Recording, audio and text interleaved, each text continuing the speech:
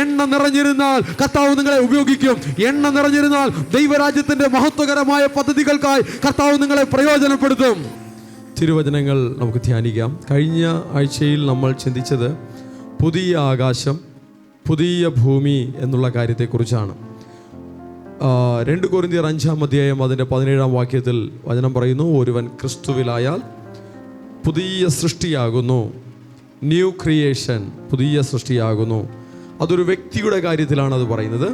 എന്നാൽ ആകാശം, ഭൂമി, ഈ പ്രപഞ്ചം, അതിൻ്റെ കാര്യത്തിൽ കർത്താവിൻ്റെ ആധിപത്യം ഇവിടെ സ്ഥാപിക്കപ്പെടുന്ന ആ അവസരത്തിൽ ഈ ആകാശവും ഈ ഭൂമിയും അതൊരു പുതുതായി മാറുന്ന അവസ്ഥയിലേക്ക് മാറുകയാണ്. ഹല്ലേലൂയ. ആ കാലഘട്ടത്തിനായി ദൈവസഭ കാത്തിരിക്കുകയാണ്. കർത്താവ് രാജാതി രാജാവായി, കർത്താതി കർത്താവായി രാജത്വം പ്രാപിക്കുന്ന ആ ഒരു നിമിഷങ്ങൾക്കായി ദൈവസഭ പ്രയത്നിക്കുകയാണ്. ദൈവസഭ അധ്വാനിക്കുകയാണ്. അതിനായി അധ്വാനിക്കുക, ഒരുക്കുക എന്നുള്ളതാണ് വീണ്ടെടുക്കപ്പെട്ട കുഞ്ഞാടിൻ്റെ രക്തത്താൽ വീണ്ടെടുക്കപ്പെട്ട ഓരോ ദൈവമക്കളെയും കർത്താവ് ഏൽപ്പിച്ചിരിക്കുന്നത്. ഹല്ലേലൂയ. കർത്താവിൻ്റെ വരവെങ്കിൽ ഞാൻ എടുക്കപ്പെടണം എന്നുള്ള കാര്യം മാത്രമല്ല, കർത്താവിൻ്റെ വരവിനായി ഈ ഭൂമിയെ ഒരുക്കുക എന്നൊരു ദൗത്യവും കൂടെ കർത്താവ് തൻ്റെ സഭയ്ക്ക്, തൻ്റെ ജനത്തിന് തന്നിട്ടുണ്ട്. ഹല്ലേലൂയ. ഓക്കെ, ഇന്ന് നാം ചിന്തിക്കുന്നത് ഒരുങ്ങിയിരിക്കുക എന്നുള്ളതിനെക്കുറിച്ചാണ്. മത്തായി സുവിശേഷം 25-ാം അധ്യായം, മത്തായി സുവിശേഷം 25-ാം അധ്യായം അതിൻ്റെ 13-ാം വാക്യം വായിക്കാം. 13-ാം വാക്യം, மனுஷகுமாரன் வரும் நாளையாவது நாளிகையாவது நீங்கள் அறியாதிருக்கிறபடியால் விழித்திருங்கள்.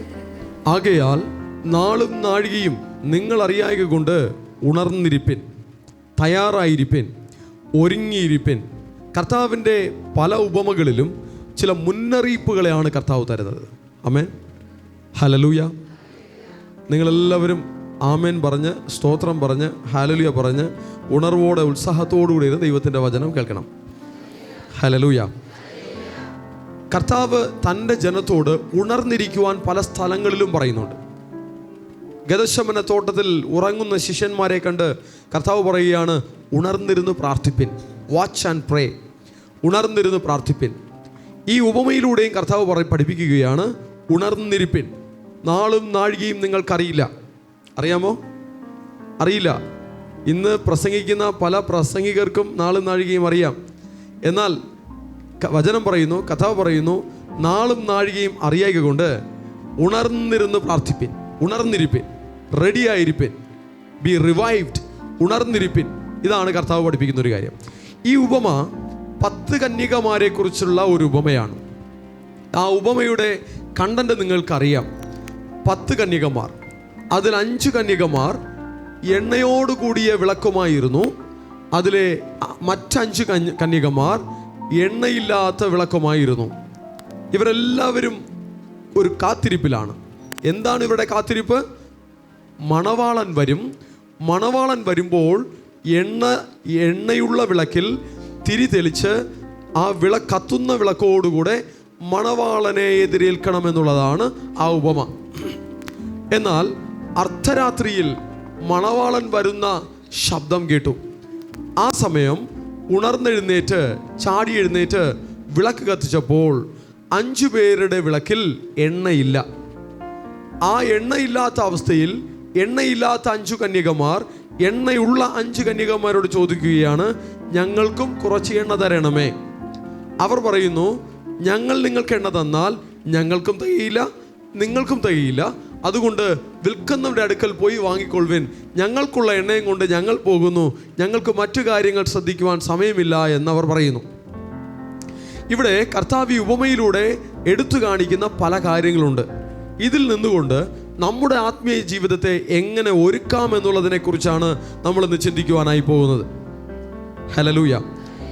ദൈവകൃപ അനുഭവിച്ച ദൈവത്തിൻ്റെ മക്കൾ, ദൈവ സാന്നിധ്യം അനുഭവിച്ച ദൈവത്തിൻ്റെ മക്കൾ, അവരെ സ്വയം ഒരുക്കേണ്ടുന്ന ഒരു ആവശ്യമുണ്ട്. കർത്താവിൻ്റെ സാന്നിധ്യം അനുഭവിച്ച ദൈവത്തിൻ്റെ മക്കൾ അടിക്കടി ആ സാന്നിധ്യത്തെ പുതുക്കിക്കൊണ്ടേയിരിക്കേണ്ട ആവശ്യമുണ്ട്. മനസ്സിനെ പുതുക്കണം, ആരാധനയിൽ പുതുക്കം പ്രാപിക്കണം, ദൈവ സാന്നിധ്യത്തിൽ പുതുക്കം പ്രാപിക്കണം. ആത്മികമായുള്ള എല്ലാ കാര്യത്തിലും അവർ പുതുകി വരണം. പുതുക്കം പ്രാപിച്ചുകൊണ്ടേയിരിക്കണം. ഹല്ലേലൂയ. യേശു കർത്താവ് തൻ്റെ ജീവിതത്തിൽ പോലും അങ്ങനൊരു മാതൃക നമുക്ക് കാണിച്ചു തരികയാണ്. പഴയ കാലഘട്ടത്തിൽ കൽപ്പനകൾ കൊടുക്കുമ്പോൾ പോലും അതിലൊന്നിങ്ങനെയാണ്: 6 ദിവസം അധ്വാനിച്ച് നിന്റെ വേല ഒക്കെയും ചെയ്യുക, ശബത്ത് നാളിനെ ശുദ്ധീകരിപ്പാൻ ഓർക്കുക, 7 ദിവസത്തിൽ 1 ദിവസം ദൈവത്തിനെന്ന് പറഞ്ഞ് മാറ്റിവെക്കണം. കർത്താവ് സൃഷ്ടിയെങ്കിൽ 7-ാം നാൾ വിശ്രമിച്ചു എന്നുള്ളതിൻ്റെ പശ്ചാത്തലത്തിൽ നിങ്ങളും 7-ാം ദിവസം നിങ്ങളുടെ കാര്യങ്ങൾ ചെയ്യരുത്.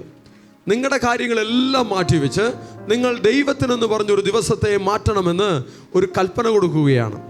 അതിൻ്റെ അർത്ഥം ഇങ്ങനെയാണ്: ഒരു കളക്റ്റീവായിട്ടുള്ള, കൂട്ടമായി ചേർന്നുള്ള ഒരു നീക്കിയിരിപ്പ്, ഒരു സമയത്തിൻ്റെ നീക്കിയിരിപ്പ്, ഒരു ദിവസത്തിൻ്റെ നീക്കിയിരിപ്പ് ദൈവനാമത്തിൽ ഓരോ വ്യക്തികളുടെ ജീവിതത്തിലും ഉണ്ടാകണമെന്നുള്ളതാണ് ദൈവത്തിൻ്റെ ഇഷ്ടം. ഹല്ലേലൂയ. കർത്താവ് എന്ന കൽപ്പനയിൽ കൊടുത്തിരിക്കുന്ന ആ കാര്യങ്ങൾ, അതിൻ്റെ ഒരു ഇമ്പാക്റ്റ് ഇപ്പോഴും ലോകരാജ്യങ്ങളിൽ വളരെയധികം ശക്തമായി തന്നെ നിലനിൽക്കുന്നുണ്ട്. സാത്താൻ്റെ വാഴ്ച ഈ ഭൂമിയിലുള്ളപ്പോഴും ഏതൊരു സ്ഥാപനങ്ങളിലും, ജോലി ചെയ്യുന്ന ഏതൊരു സ്ഥാപനങ്ങളിലും 7 ദിവസത്തിൽ 1 ദിവസം ഒരു അവധി കൊടുക്കുവാനുള്ള ഒരു രീതി തുടർന്നു വരികയാണ്. ശരിയല്ലേ? ഇതെന്തുകൊണ്ടിങ്ങനെ? അന്ന് കർത്താവ് കൽപ്പന കൊടുത്തപ്പോൾ തന്നെ 7-ൽ 1 മാറ്റിവെക്കണമെന്നുള്ള ഒരു കൽപ്പന ഉണ്ടായിരുന്നു. അതിൻ്റെ ഒരു ഇമ്പാക്റ്റാണ് ആയിരക്കണക്കിന് വർഷങ്ങൾ കഴിഞ്ഞിട്ടും ഇന്നത്തെ തൊഴിൽ സ്ഥാപനങ്ങളിലും മറ്റ് ഓർഗനൈസേഷനുകളിലും 7-ൽ 1 മാറ്റിവെക്കുവാനുള്ള ഒരു തയ്യാറെടുപ്പുണ്ടായിരിക്കുന്നത്. ചില സ്ഥലത്ത് 7-ൽ 1 മാറ്റിവെക്കുന്നു, ചില സ്ഥലത്ത് 7-ൽ 1 ദൈവത്തിനുള്ളതായതുകൊണ്ട് 7-ൽ മറ്റൊരു1 അത് അവർക്ക് വേണ്ടിയിട്ട് മാറ്റി കൊടുക്കുകയാണ്. എന്ന് പറഞ്ഞാൽ 5 ദിവസം മാത്രം ജോലി ചെയ്യിപ്പിച്ചിട്ട് 6ഉം 7ഉം ദിവസങ്ങൾ റെസ്റ്റ് കൊടുക്കുകയാണ്. സ്കൂളുകളിലും കുട്ടികൾക്ക് മിക്കവാറും നല്ല സ്കൂളുകളിൽ പഴയ കാലങ്ങളിൽ 5 ദിവസം മാത്രമേ ക്ലാസ് ഉള്ളൂ. ശനിയും ഞായറും അവധിയാണ്. ഇപ്പോഴുള്ള സ്കൂളുകൾ അങ്ങനെയല്ല എന്ന് ഞാൻ വിചാരിക്കുന്നു, അല്ലേ? ഇപ്പോഴുള്ള സ്കൂളുകൾ എങ്ങനെയാ? 6 ദിവസം ക്ലാസ് ഉണ്ട്. 6 ദിവസം പഠിച്ചിട്ടും തലയ്ക്കകത്തൊന്നുമില്ല. അതായത് ഇപ്പോഴുള്ള പല കുട്ടികളെയും ചെക്ക് ചെയ്ത് നോക്കുമ്പോൾ 6 ദിവസവും ഫുൾ പഠിത്തമാണ്, രാത്രിയും പഠിത്തമാണ്, 9-10 മണി വരെ പഠിത്തമാണ്, പഠിത്തത്തോട് പഠിത്തം. പക്ഷേ ചോദിച്ചാൽ എഴുതാനും അറിയില്ല, വായിക്കാനും അറിയില്ല. ഈ അവസ്ഥയിലിരിക്കുന്ന ഒരു ഗതികേട് പല കുട്ടികൾക്കുമുണ്ട്. എനിവേ, അത് നമ്മുടെ വിഷയമല്ല. അപ്പോൾ 7 ദിവസത്തിൽ 1 ദിവസം ദൈവത്തിനെന്ന് പറഞ്ഞു മാറ്റിവെക്കുവാൻ ദൈവം തന്നെ നിയമിച്ചിരിക്കുന്നു. അതിൻ്റെ അർത്ഥം നമ്മുടെ ജീവിതത്തിൽ നമ്മളത് ഏറ്റെടുക്കണം. ഇന്നൊരു ദിവസം നമ്മൾ കർത്താവിനെ സ്തുതിക്കുവാനായി, ആരാധിക്കുവാനായി മാറ്റിവെച്ചിരിക്കുകയാണ്. നമ്മൾ എത്ര സമയം മാറ്റിവെച്ചിരിക്കുന്നു? നമ്മളൊരു 3-3.5 മണിക്കൂറാണ് ആരാധിക്കുന്നത്, അല്ലേ? 3-3.5 മണിക്കൂർ ആരാധിക്കുന്നു. ഒരുപക്ഷെ നിങ്ങളുടെ യാത്രകളെല്ലാം കൂട്ടി അത് ചിലപ്പോൾ ചിലർക്ക് 7, 8, 9, 10 മണിക്കൂർ വരെ ആകുന്നുണ്ട്. വളരെ ദൂരെ നിന്ന് യാത്ര ചെയ്ത് വന്നിരിക്കുന്ന ദൈവമക്കളുണ്ട്. അങ്ങനെ ദൈവത്തെ ആരാധിക്കുവാൻ വേണ്ടിയിട്ട് മാറ്റിവെച്ചിരിക്കുന്നു. ഞാൻ ഇങ്ങനെ കേട്ടു, പഞ്ചാബിൽ ചില ചർച്ചുകളിൽ അവിടെ ആരാധന സമയം എങ്ങനെയാണെന്നറിയാമോ? രാവിലെ 6 മണിക്ക് തുടങ്ങി രാത്രി 10 മണി വരെ അവർക്ക് ആരാധനയുണ്ട്. അവിടെ തന്നെ എല്ലാ ഫെസിലിറ്റീസും വെച്ച് ആ രീതിയിൽ ആരാധിക്കാനുള്ളൊരു സംവിധാനം റെഡിയാക്കി വെച്ചിരിക്കുകയാണ്. ചില ആളുകൾ കേട്ടപ്പോൾ തന്നെ കറങ്ങിപ്പോയി. കർത്താവിൻ്റെ പാദത്തിലിരിക്കുന്ന ഒരു ദിവസം വേറെ 1000 ദിവസത്തേക്കാൾ ഉത്തമം. ആരത് പറയും? ദൈവ പൈതൽ അങ്ങനെ പറയും. ലോകമക്കൾക്ക് അത് ബോറിംഗ് ആയിരിക്കും, ലോകമക്കൾക്ക് അതൊരു ഇറിറ്റേഷൻ ആയിരിക്കും, ലോകമക്കൾക്ക് അങ്ങനെയുള്ള കാര്യങ്ങളിൽ സന്തോഷമുണ്ടാകില്ല. ദൈവത്തിനായി, കർത്താവിനെ സ്തുതിക്കുവാനായി, കർത്താവിനെ ആരാധിക്കുവാനായി സമയങ്ങൾ മാറ്റിവെക്കുക എന്നുള്ളത് ഒരു ദൈവ പൈതലിൻ്റെ ജീവിതത്തിൽ ഉണ്ടാകേണ്ട ഒരു കാര്യമാണ്. അത് 7-ൽ 1 എന്നുള്ളത് കടന്നു പോകുവാൻ പാടില്ല. അതാണ് ആ കൽപ്പനയിൽ പോലും അങ്ങനെ വെച്ചിരിക്കുന്നത്. 7 ദിവസത്തിൽ ഒരു ദിവസം തീർച്ചയായും കർത്താവിനായി മാറ്റിവെച്ച് ദൈവമക്കൾ കൂടി വരണം. Hallelujah, hallelujah. ഇന്ന് ഓൺലൈനിൽ തന്നെ അനേകം മക്കൾ കൂടി വന്നിരിക്കുന്നു. നേരിട്ട് തന്നെയും അനേകം മക്കൾ കൂടി വന്നിരിക്കുന്നു. ഓൺലൈനിലിരിക്കുന്ന പല ദൈവമക്കൾക്കും അവർക്ക് മറ്റ് ആരാധനാ സൗകര്യങ്ങളില്ല. ദൂരദേശങ്ങളിൽ പല സ്ഥലങ്ങളിൽ ഇരിക്കുന്ന മക്കൾ ഓൺലൈനിലിരുന്ന് കർത്താവിനെ മഹത്വപ്പെടുത്തുമ്പോൾ അവരും അവരുടെ സമയത്തെ ദൈവനാമത്തിൽ മാറ്റിവെക്കുന്നു എന്നുള്ളത് ഒരു മഹത്വമുള്ള കാര്യം തന്നെയാണ്. ഹല്ലേലൂയ. ദുബായിലിരിക്കുന്നവർ, കുവൈറ്റിലിരിക്കുന്നവർ, അവർക്കൊന്നും ആരാധിക്കുവാൻ മറ്റ് സംവിധാനങ്ങളില്ല. എന്നാൽ കർത്താവിനെ സ്തുതിക്കുവാൻ, ആരാധിക്കുവാൻ ഈ അവസരങ്ങൾ ഉപയോഗിച്ച് സമയങ്ങൾ മാറ്റിവെക്കുന്നു എന്നുള്ളത് ഒരു അനുഗ്രഹിക്കപ്പെട്ട കാര്യം തന്നെയാണ്. എന്നാൽ ഈ പാറശാലയിലിരുന്ന് ഓൺലൈനിലിരിക്കുന്നവരോട് എനിക്ക് അത്രയ്ക്ക് സന്തോഷമില്ല. അവർക്കിവിടെ വരാനേ ഉള്ളൂ. ഈ തിരുവനന്തപുരം ജില്ലയ്ക്കകത്തും കന്യാകുമാരി ജില്ലയ്ക്കകത്തുമുള്ളവർക്ക് ഇവിടെ നേരിട്ട് വരാം, നേരിട്ട് വന്ന് ആരാധിക്കാം. ഓക്കെ, ഇതിനകത്തിരുന്നുകൊണ്ട് ഞാൻ ഓൺലൈനിലിരുന്ന് ദൈവത്തെ സ്തുതിക്കുകയാണെന്ന് അത്രയ്ക്ക് സന്തോഷിക്കേണ്ട. നിങ്ങൾ വിചാരിച്ചാൽ, നിങ്ങൾക്ക് അല്പം കൂടെ ത്യാഗം സഹിച്ചാൽ ദൈവസന്നിധിയിൽ വന്ന് കർത്താവിനെ സ്തുതിച്ച് ആരാധിച്ച് കർത്താവിനെ സന്തോഷിപ്പിക്കുവാൻ നിങ്ങൾക്ക് കഴിയും. ഹല്ലേലൂയ. ഞാൻ പറയാൻ ഉദ്ദേശിക്കുന്ന കാര്യം, നമ്മൾ ദൈവത്തെ ആരാധിക്കുന്ന കാര്യങ്ങളിൽ, കൂടി വരുന്ന കാര്യങ്ങളിൽ വലിയ ഗ്യാപ്പ് വീഴുവാൻ പാടില്ല. വലിയ ഗ്യാപ്പ് വീഴുന്നാൽ എന്ത് സംഭവിക്കും? ക്രമേണ ആ ആത്മീകത നിങ്ങളുടെ മനസ്സിനെ വിട്ടുപോകും. ദൈവത്തെ സ്തുതിക്കുവാനുള്ളൊരു മനസ്സ് നിങ്ങൾക്ക് നഷ്ടപ്പെട്ടു പോകും. ആരാധിക്കുവാനുള്ളൊരു മനസ്സ് നിങ്ങൾക്ക് നഷ്ടപ്പെട്ടു പോകും. പ്രാർത്ഥിക്കുവാനുള്ള മനസ്സ് നിങ്ങൾക്ക് നഷ്ടപ്പെട്ടു പോകും. അതുകൊണ്ട് ആ ആത്മീകത നമ്മുടെ മനസ്സിനെ വിട്ട് പോകാതിരിക്കുവാൻ വേണ്ടിയിട്ട് ആ സമയത്തിൽ അധികം ഗ്യാപ്പ് വീഴാതെ തന്നെ നിങ്ങൾ ആ സമയത്തെ തക്കത്തിൽ ഉപയോഗിച്ച് അടിക്കടി പ്രാർത്ഥിക്കുവാനും സ്തുതിക്കുവാനും കർത്താവിൻ്റെ നാമത്തിൽ കൂടി വരുവാനും ദൈവത്തെ ആരാധിക്കുവാനും കർത്താവിൻ്റെ നാമത്തിൽ പലതും ചെയ്യുവാനും നിങ്ങൾ തന്നെ നിങ്ങളെ ഒരുക്കേണ്ടതുണ്ട്. അങ്ങനെ ഒരുക്കുമ്പോൾ നമുക്ക് ആത്മാവിൽ ബലപ്പെടുവാൻ സാധിക്കും, മനസ്സിനെ പുതുക്കുവാൻ സാധിക്കും, മനസ്സിലൊരു രൂപാന്തരം വരുത്തുവാൻ സാധിക്കും. ഈ ലോകത്തിന് അനുരൂപപ്പെട്ടു പോകാതെ ദൈവത്തിന് ഒത്തവണ്ണം, പരിശുദ്ധാത്മാവിന് ഒത്തവണ്ണം, വചനത്തിന് ഒത്തവണ്ണം നമ്മെ മാറ്റുവാൻ നമുക്ക് കഴിയും. ഹല്ലേലൂയ. അതിനായി കർത്താവ് നമ്മെ ബലപ്പെടുത്തട്ടെ. കർത്താവ് ഇവിടെ പറയുകയാണ്, ഉണർന്നിരിപ്പിൻ, നാളും നാഴികയും അറിയായിക കൊണ്ട് നിങ്ങൾ എന്ത് ചെയ്യണം? ഉണർന്നിരിക്കണം. കർത്താവിൻ്റെ വരവെങ്കിൽ, കർത്താവിൻ്റെ പ്രത്യക്ഷതയെങ്കിൽ, കർത്താവിൻ്റെ രാജ്യത്വം ഭൂമിയിൽ സ്ഥാപിക്കുന്ന സമയത്ത് ഒരുങ്ങിയിരിക്കാത്തവർക്ക്, ഉണർന്നിരിക്കാത്തവർക്ക് അവർക്ക് പല കാര്യങ്ങളിലും തള്ളപ്പെടുന്ന അവസ്ഥ അവർക്കുണ്ടാകും. ആ സമയത്ത് പിന്നെ ദയയുണ്ടാകില്ല, കരുണയുണ്ടാകില്ല, പ്രാർത്ഥിക്കുവാൻ അവസരമുണ്ടാകില്ല. ആ സമയത്ത് പിന്നെ നഷ്ടപ്പെട്ടു പോയ പലതും തിരിച്ചെടുക്കുവാൻ കഴിയില്ല. ചിലർ വിചാരിക്കുന്നു, ഞാൻ ഇപ്പോൾ എനിക്കിഷ്ടമുള്ളതുപോലെ ജീവിച്ചിട്ട് ഞാൻ വയസ്സാകുമ്പോൾ മരിക്കുന്നതിന് മുന്നേ ഞാൻ മാനസാന്തരപ്പെട്ടോളാം, സ്വർഗത്തിൽ പോകാനുള്ള ഏർപ്പാട് ഞാൻ അപ്പോൾ ചെയ്തോളാം എന്ന് ജീവിക്കുന്ന കുറേ മണ്ടന്മാരുണ്ട്. യഥാർത്ഥത്തിൽ അവർ എത്ര കാലം അങ്ങനെ ജീവിക്കുമെന്നും എത്ര കാലം അവർക്ക് അവസരം കിട്ടുമെന്നും പറയുവാൻ കഴിയില്ല. ഓരോ വ്യക്തികളുടെ ജീവിതത്തിലും കൃപയുടെ കാലമെന്നൊരു കാലത്തെ കർത്താവ് കൊടുക്കുന്നുണ്ട്. ആ കൃപയുടെ കാലത്തെ തക്കത്തിൽ ഉപയോഗിച്ചാൽ ദൈവത്തിൻ്റെതായ നന്മകൾ അനേകം അവർക്ക് സ്വന്തമാക്കുവാൻ കഴിയും. അനേകർക്ക് അവരുടെ ജീവിതത്തിൻ്റെ അന്ത്യകാലങ്ങളിൽ ചില അവസരങ്ങൾ ലഭ്യമാകുന്നുണ്ട്. എന്നാൽ അതേപോലെ എനിക്കും കിട്ടുമെന്ന് പറഞ്ഞ് കിട്ടിയ അവസരത്തെ പാഴാക്കി ജീവിക്കുവാൻ ദൈവം അനുവദിക്കുന്നില്ല. കിട്ടുന്ന അവസരത്തെ തക്കത്തിൽ ഉപയോഗിക്കുവാനാണ് കർത്താവ് തൻ്റെ ഉപദേശത്തെ തൻ്റെ മക്കൾക്കായി തരുന്നത്. വിടുതൽ പ്രാപിച്ച ദൈവത്തിൻ്റെ ജനം, നന്മകൾ പ്രാപിച്ച ദൈവത്തിൻ്റെ ജനം മടിയില്ലാതെ കർത്താവിൻ്റെ കാര്യങ്ങളിൽ പങ്കെടുക്കേണ്ടതുണ്ട്. ആരാധനകളിൽ, കൂട്ടായ്മകളിൽ പങ്കെടുക്കേണ്ടതുണ്ട്. ഹല്ലേലൂയ. നോക്കിയേ, നമ്മുടെ മധ്യത്തിൽ തിരുപ്പൂരിൽ നിന്നും ദൈവത്തിൻ്റെ മക്കൾ വന്ന് നമ്മോടൊപ്പം ആരാധിക്കുകയാണ്. ദീർഘനേരം യാത്ര ചെയ്ത് ആരാധിക്കണമെന്നുള്ള ലക്ഷ്യത്തോടുകൂടെ കർത്താവിൻ്റെ മക്കൾ വന്ന് നമ്മോടൊപ്പം സ്തുതിക്കുന്നു. ആ മക്കളെ ഓർത്ത് കരങ്ങളടിച്ച് ദൈവത്തിന് മഹത്വത്തെ കൊടുക്കാമോ? ഹല്ലേലൂയ. അതേസമയം ഇവിടെ അടുത്തുള്ള ആളുകൾ പോലും ആരാധനയ്ക്ക് വരാൻ അവസരമുണ്ടായിട്ടും വരാതെ മടിയോടെ വീട്ടിൽ കിടക്കുന്ന ആളുകളുണ്ട്. നന്മകൾ പ്രാപിക്കാത്തതുകൊണ്ടല്ല, നന്മകൾ പ്രാപിച്ചിട്ടും നന്ദിയില്ലാത്തതുകൊണ്ട്. എന്തുകൊണ്ടാണ് ആരാധനയ്ക്ക് വരാതെ മടി കാണിക്കുന്നതെന്ന് അറിയാമോ? നന്ദിയില്ലാത്തത് കൊണ്ട്.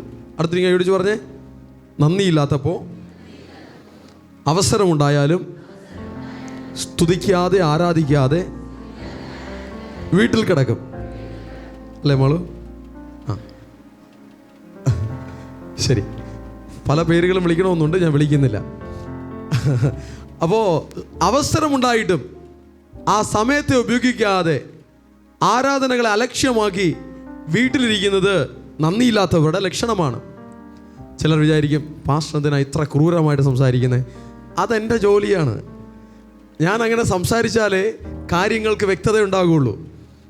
ഓക്കെ, ഈ ഈ ഈ ഈ കാണുന്ന അലങ്കോലമായി കിടക്കുന്ന കാര്യങ്ങളെ മൂടി മൂടി വെച്ചിട്ട് ഒരു കാര്യവുമില്ല. കർത്താവും അങ്ങനെ തന്നെയാണ്. ഓക്കെ, കാര്യങ്ങൾ സ്ട്രെയിറ്റ് ഫോർവേഡാണ്. വ്യക്തമായി ക്ലിയറൻസ് ചെയ്ത് പോയിക്കൊണ്ടേയിരിക്കും. ശരി, ഇവിടെ കർത്താവ് പറയുന്ന ഒരു കാര്യം ഇതാണ്: നാളും നാഴികയും അറിയായിക കൊണ്ട് ഉണർന്നിരിപ്പിൻ.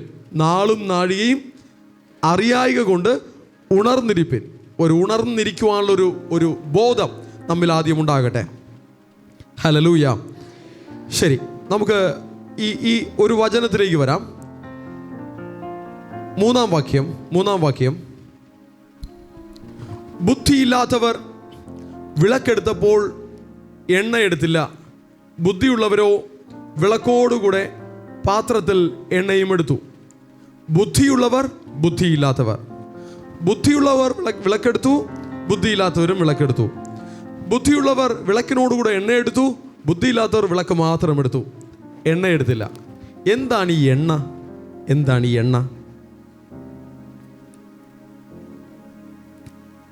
എണ്ണ? കേട്ടില്ല? ഒന്നുകൂടെ പറഞ്ഞേ. പരിശുദ്ധാത്മാവ്.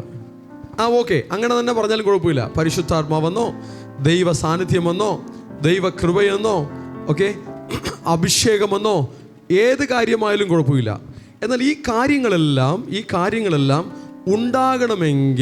ഉണ്ടാകണമെങ്കിൽ തുടർച്ചയായ ഒരു ശ്രമം ദൈവമക്കളുടെ ജീവിതത്തിൽ ഉണ്ടാകണം. ഞാൻ പറയുന്നത് ശ്രദ്ധിക്കുക. തുടർച്ചയായ ഒരു ശ്രമം, കണ്ടിന്യൂസ് അറ്റംപ്റ്റ്, തുടർച്ചയായ ശ്രമം ഉണ്ടാകണം. റെഗുലർ, വല്ലപ്പോഴും പോയി 40 ദിവസം ഉപവാസം എടുത്തിട്ട് പിന്നെ 40 വർഷം ഒരു പ്രാർത്ഥനയുമില്ലാതെ ജീവിക്കുന്ന ജീവിതം വേണ്ട. ഡെയിലി ഒരല്പസമയം കർത്താവിന് കൊടുത്ത് ഓരോ ദിവസവും കർത്താവിൻ്റെ പാദത്തെ തേടി, ഓരോ ദിവസവും കർത്താവിനെ സ്നേഹിച്ച്, കർത്താവിനെ മാനിച്ച് ജീവിക്കുന്ന ഒരു ജീവിതത്തെയാണ് കർത്താവ് ആഗ്രഹിക്കുന്നത്. ഹല്ലേലൂയ. ഇസ്രായേൽ മക്കൾ ഒരു പ്രവാചകൻ അവരുടെ മധ്യത്തിൽ എഴുന്നേൽക്കുമ്പോൾ അവരെല്ലാവരും മാനസാന്തരപ്പെടുന്നുണ്ട്. എന്നാൽ ആ പ്രവാചകൻ്റെ കാലം കഴിയുമ്പോൾ ക്രമേണ അവരുടെ ടെൻഡൻസി അന്യ ശക്തികളുടെ പിന്നാലെ പോയി അവിടെ മാനസാന്തരം നഷ്ടപ്പെട്ട് ദൈവത്തോടുള്ള ഭക്തിയെ നഷ്ടപ്പെടുത്തുന്നുണ്ട്. അത് ദൈവത്തിൻ്റെ നീരസം അവരുടെ മേൽ കൊണ്ടുവന്നു, ദൈവത്തിൻ്റെ പ്രസാദം നഷ്ടപ്പെടുത്തി. ഞാൻ പറയുന്നത്, ആരെങ്കിലും നമ്മെ പ്രോത്സാഹിപ്പിക്കാനുള്ളപ്പോഴും ഇല്ലാത്തപ്പോഴും നമ്മൾ ദൈവകൃപയിൽ നിൽക്കുവാൻ, സ്ഥിരമായി കർത്താവിനെ ആരാധിക്കുവാൻ, കർത്താവിനോട് പറ്റി നിൽക്കുവാൻ നമ്മെ നാം ക്രമീകരിക്കണം. അതാണ് തമിഴിൽ നമ്മളൊരു പാട്ട് പാടാറുണ്ട്. எந்த காலத்திலும் எந்த நேரத்திலும் நன்றியால் உம்மை நான் துதிப்பேன். இயேசுவே உம்மை நான் துதிப்பேன். எந்த வேளையிலும் துதிப்பேன். இயேசுவே உம்மை நான் துதிப்பேன். எந்த வேளையிலும் துதிப்பேன். இயேசுவே உம்மை நான் துதிப்பேன். எந்த വേളയിലും തുതിപ്പേൻ. നമ്മൾ ഓരോരുത്തരുടെയും ജീവിത സാഹചര്യം വ്യത്യസ്തമായിരിക്കാം. എന്നാൽ ആ സാഹചര്യത്തിൽ നിന്നുകൊണ്ട് ദൈവത്തിനെന്ന്, ദൈവീക കാര്യങ്ങൾക്കെന്ന് ഒരു സ്പേസ്, ഒരു അവസരം നമ്മുടെ ജീവിതത്തിൽ നമ്മൾ തന്നെ ഒരുക്കണം. ഹല്ലേലൂയ. ഉദാഹരണത്തിന് നിങ്ങൾക്ക് ദിവസവും കുറച്ച് സമയം ദൈവത്തിനെന്ന് പറഞ്ഞ് മാറ്റിവെക്കാം. ഓക്കെ, അങ്ങനെ ആരൊക്കെ മാറ്റി വെച്ചിട്ടുണ്ട് അവരെ മാത്രം ഞാനൊന്ന് കണ്ടോട്ടെ. ദൈവത്തിനെന്ന് പറഞ്ഞ് ഒരു സമയം, ഡെയിലി ഇന്ന സമയം ഞാൻ ദൈവത്തിനെന്ന് പറഞ്ഞ് മാറ്റി വെച്ചിട്ടുണ്ടെന്ന് പറയുന്നവർ ആ കൈ നല്ലവണ്ണം ഉയർത്താമോ? എല്ലാവരും കൈ ഉയർത്തണ്ട, അങ്ങനെ ഉള്ളവർ മാത്രം. ഈ ടൈം ഞാൻ ദൈവത്തിന് വേണ്ടി മാറ്റി വെച്ചിരിക്കുകയാണ്. ഞാനൊന്ന് എണ്ണിക്കോട്ടെ, കാരണം വിരലിലെണ്ണാവുന്നവർ മാത്രമേ ഉള്ളൂ. 1 2 3 4 5 6 7 8 9 10 11 12 13 14 15 16 17. ഓക്കെ, 17 പേർ, ഇത്രയും കൂട്ടത്തിൽ 17 പേർ ദൈവത്തിനെന്ന് പറഞ്ഞ് സമയം മാറ്റിവെക്കുവാൻ മനസ്സ് കാണിച്ചിരിക്കുന്നു. ബാക്കിയുള്ളവരുടെ മുഖം കണ്ടാൽ ഞാൻ എന്താണ് മനസ്സിലാക്കേണ്ടത്? അത് അസൂയയുടെ ലക്ഷണമാണോ, അല്ല ഞങ്ങൾ അങ്ങനെ ചെയ്യുന്നില്ല എന്നുള്ള കുറ്റബോധമാണോ? ഏത് രീതിയായാലും എല്ലാവർക്കും അങ്ങനെ ഒരു കാര്യം വേണമെന്നുള്ളതാണ് ഞാൻ ഈ അവസരത്തിൽ പറയാൻ ഉദ്ദേശിക്കുന്നത്. ഒരു ഉദാഹരണം പറയാം. തിരുപ്പൂരിൽ ഓക്കെ, എന്നെ ഇന്നലെ അവിടെ നിന്ന് ഒരു ദൈവമകൻ എന്നെ വിളിച്ചിരുന്നു. അദ്ദേഹത്തോട് ഞാൻ ചോദിച്ചു, അദ്ദേഹം അക്രൈസ്തവ മാർഗത്തിൽ നിന്നും കർത്താവിൻ്റെ രക്ഷയെ സ്വന്തമാക്കിയ ഒരു മകനാണ്. എനിക്ക് തോന്നുന്നു ഞാൻ ആ മകനെ കണ്ടിട്ട് വളരെ ചുരുക്കം നാളുകളെ ആയിട്ടുള്ളൂ. എത്ര മാസം ഉണ്ടാവും ഗംഗാധർ? 2 മാസം. 2 മാസത്തിന് മുന്നേ ഞാൻ അദ്ദേഹത്തെ കണ്ടപ്പോൾ ഞാൻ അദ്ദേഹത്തോട് പറഞ്ഞു, ബൈബിളിൽ ഏതൊക്കെ ഭാഗങ്ങൾ വായിക്കണമെന്ന് ചോദിച്ചു. ഞാൻ അതിനെ സെലക്ട് ചെയ്ത് കൊടുത്തു. ഇന്ന ഭാഗങ്ങൾ നിങ്ങൾ വായിക്കുമെന്ന് പറഞ്ഞു. ആ 1 മാസം കഴിഞ്ഞ് വീണ്ടും ചോദിച്ചു ഏത് ഭാഗം വായിക്കണമെന്ന്. ഞാൻ ആദ്യം കൊടുത്ത ഭാഗങ്ങൾ അവർ നല്ലവണ്ണം വായിച്ചു, ധ്യാനിച്ചു. അതിനുശേഷം വീണ്ടും ചോദിച്ചു. ഞാൻ അടുത്ത ഭാഗം കണ്ടപ്പോൾ ഞാൻ പറഞ്ഞു, സദൃശ്യവാക്യങ്ങളുടെ പുസ്തകം വായിക്കാൻ പറഞ്ഞു. ഓക്കെ, എങ്ങനെ പെരുമാറണം, എങ്ങനെ സംസാരിക്കണം, ചിന്താഗതി എങ്ങനെ വേണം, സ്വഭാവം എങ്ങനെ വേണം, ഇങ്ങനെയുള്ള കാര്യങ്ങളെല്ലാം സദൃശ്യവാക്യങ്ങളുടെ പുസ്തകത്തിൽ വളരെ വ്യക്തമായി പറയുകയാണ്. അപ്പോൾ അദ്ദേഹം വായിച്ചു എന്ന് പറഞ്ഞു. ഇന്നലെ ഫോൺ വിളിച്ച് എന്നോട് പറഞ്ഞു ഞാൻ അതെല്ലാം വായിച്ചു. ഞാൻ ചോദിച്ചു എത്ര പ്രാവശ്യം വായിച്ചു? അദ്ദേഹം പറഞ്ഞു അത് ഞാൻ കറക്റ്റായിട്ട് എണ്ണാൻ പറ്റിയിട്ടില്ല, എങ്കിലും ഒരു ഉദ്ദേശം മിനിമം 20 പ്രാവശ്യത്തിലധികം വായിച്ചു. അത് ഈ 1 മാസത്തിനകത്താണ്. ഓക്കെ, അത്രയും വായിച്ചു എന്ന് പറഞ്ഞു. അതെന്താണ് അതിൻ്റെ പ്രത്യേകത എന്നറിയാമോ? അവർ ഒരു ടൈം ദൈവത്തിനെന്ന് പറഞ്ഞ് മാറ്റി വെക്കുകയാണ്. അവർ ഈ വചനങ്ങൾ വായിക്കുന്ന സമയത്ത് അവരെ തന്നെ ശുദ്ധീകരിക്കും. ഭൗതികമായും ശുദ്ധീകരിക്കും, ആത്മീകമായും ശുദ്ധീകരിക്കും. എന്ന് പറഞ്ഞാൽ അവരുടെ സ്ഥലത്തെ ശുദ്ധീകരിക്കും. ഓക്കെ, അവരുടെ ശരീരത്തെ ശുദ്ധീകരിക്കും. എന്ന് പറഞ്ഞാൽ കുളിക്കും, അല്ലെങ്കിൽ ദേഹം കഴുകും. ഓക്കെ, നല്ല വസ്ത്രം ധരിക്കും. എന്നിട്ടാണ് വചനം ബൈബിൾ കയ്യിലെടുത്ത് വായിക്കുന്നത്. അങ്ങനെ വായിക്കുവാൻ അവർ മിനിമം 1 മണിക്കൂർ ചിലവഴിക്കുന്നുണ്ട്. അങ്ങനെ അത് വായിച്ച് ഗ്രഹിക്കുകയാണ്. അങ്ങനെ വായിച്ച് ഗ്രഹിക്കുന്നതിലൂടെ അദ്ദേഹം എന്നോട് പറഞ്ഞൊരു കാര്യമുണ്ട്. ഇന്നലെ എന്നോട് പറഞ്ഞൊരു കാര്യമുണ്ട്. ഞാൻ ആരടുത്ത് സംസാരിച്ചാലും യേശപ്പനെ കുറിച്ച് പറയാതെ എനിക്ക് സംസാരിക്കാൻ പറ്റുന്നില്ല.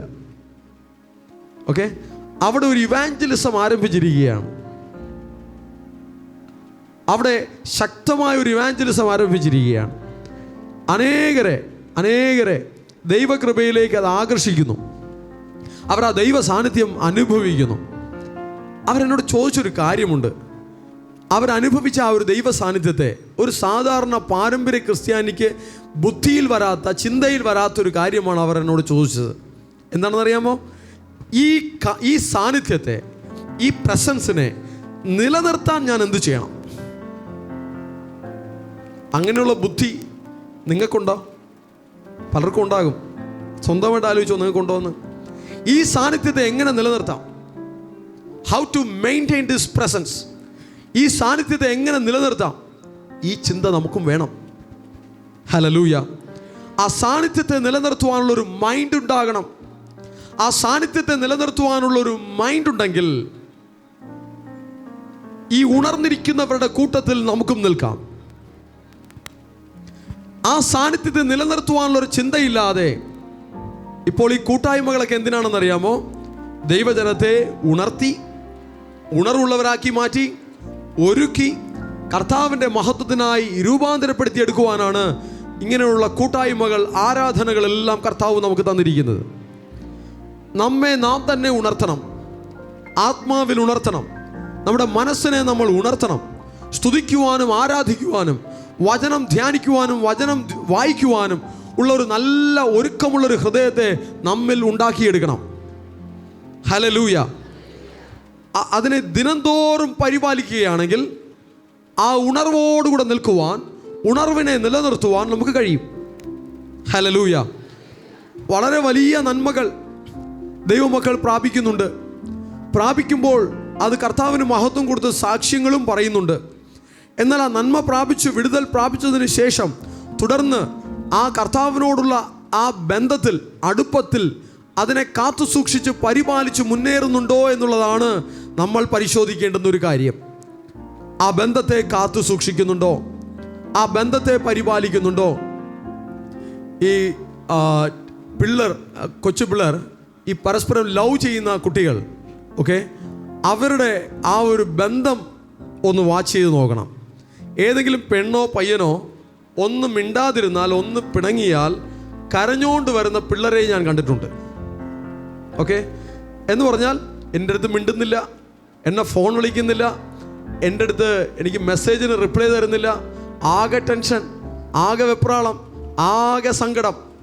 എപ്പോൾ ഒരു സാധാരണ മനുഷ്യനായ ഒരാൾ മിണ്ടാതിരുന്നപ്പോൾ, അവരോടുള്ള ഒരു ബന്ധത്തിൽ ബ്രേക്ക് വന്നപ്പോൾ, അവരുടെ ഭാഷയിൽ ബ്രേക്കപ്പ് വന്നപ്പോൾ. എന്നാൽ നമ്മുടെ സൃഷ്ടാവായ ദൈവത്തോട് ഒരു അകൽച്ച വന്നാൽ അങ്ങനെ എനിക്കൊരു അകൽച്ച വന്നു എന്ന് അസ്വസ്ഥത കാണിക്കുന്ന ഒരു മനസ്സ് നിങ്ങൾക്കുണ്ടോ? ഒരു സാധാരണ മനുഷ്യനോടൊരു ബ്രേക്കപ്പ് വരുമ്പോൾ ഭയങ്കര ദുഃഖവും വെപ്രാളവും കാണിക്കുന്ന നിങ്ങൾക്ക് ദൈവത്തോടൊരു അകൽച്ച വന്നെങ്കിൽ അതിനെക്കുറിച്ചൊരു അസ്വസ്ഥത ഉണ്ടാകുന്നുണ്ടോ? അങ്ങനെ അസ്വസ്ഥത ഉണ്ടാകുന്നുണ്ടെങ്കിൽ നീ ശരിയായ ട്രാക്കിലാണ്. അല്ല, അതിനെ ഒരു കാര്യമായിട്ടേ കാണുന്നില്ല എങ്കിൽ ട്രാക്കിലല്ല, നിങ്ങൾ ലോകത്തിൻ്റെ വഴിയിലാണ്. കാരണം നിങ്ങളുടെ ശ്രദ്ധ മുഴുവനും ലോകത്തിലെ കാര്യങ്ങളെ മാത്രമേ നിങ്ങൾ ലക്ഷ്യം വെച്ചിട്ടുള്ളൂ. നാളെ എന്തു ചെയ്യാം, ആ പ്രശ്നങ്ങൾ എങ്ങനെ പരിഹരിക്കാം, ജീവിതത്തിൽ ഈ കാര്യങ്ങൾ എങ്ങനെ നേരെയാക്കാം, ഈ ലോകത്തിലെ ജീവിതത്തിൻ്റെ കാര്യങ്ങളെക്കുറിച്ച് മാത്രമേ ചിന്തയുള്ളൂ. ഈ ലോകത്തിലെ ജീവിതത്തിൻ്റെ കാര്യങ്ങളെക്കുറിച്ച് മാത്രമേ ശ്രദ്ധയുള്ളൂ. രാജാതിരാജാവും കർത്താതി കർത്താവും സർവശക്തനുമായ കർത്താവിൻ്റെ സാന്നിധ്യത്തെ എങ്ങനെ നിലനിർത്താമെന്നും അതെങ്ങനെ വർദ്ധിപ്പിക്കാമെന്നും ആ സാന്നിധ്യത്തിൽ എങ്ങനെ ജീവിക്കാമെന്നും ചിന്തയില്ലെങ്കിൽ നല്ലതല്ല. ആ സാന്നിധ്യത്തെ എങ്ങനെ പരിപാലിക്കാമെന്നും ആ സാന്നിധ്യത്തിൽ എങ്ങനെ ജീവിക്കാമെന്നുമുള്ള ഒരു ചിന്തയുള്ളൊരു ഹൃദയം നമുക്കുണ്ടാകട്ടെ. ഹല്ലേലൂയ. അടുത്തിരിക്കുന്നവർ കൈപിടിച്ച് പറഞ്ഞേ, ആ സാന്നിധ്യത്തെക്കുറിച്ച് ചിന്തിക്കാം, അഭിഷേകത്തെക്കുറിച്ച് ചിന്തിക്കാം, ആ മഹത്വത്തെക്കുറിച്ച് ചിന്തിക്കാം, ഉയരത്തിലുള്ളത് തന്നെ ചിന്തിക്കാം. ചിന്തയിൽ വിടുതലുണ്ടായാൽ ദൈവജനം രക്ഷപ്പെടും.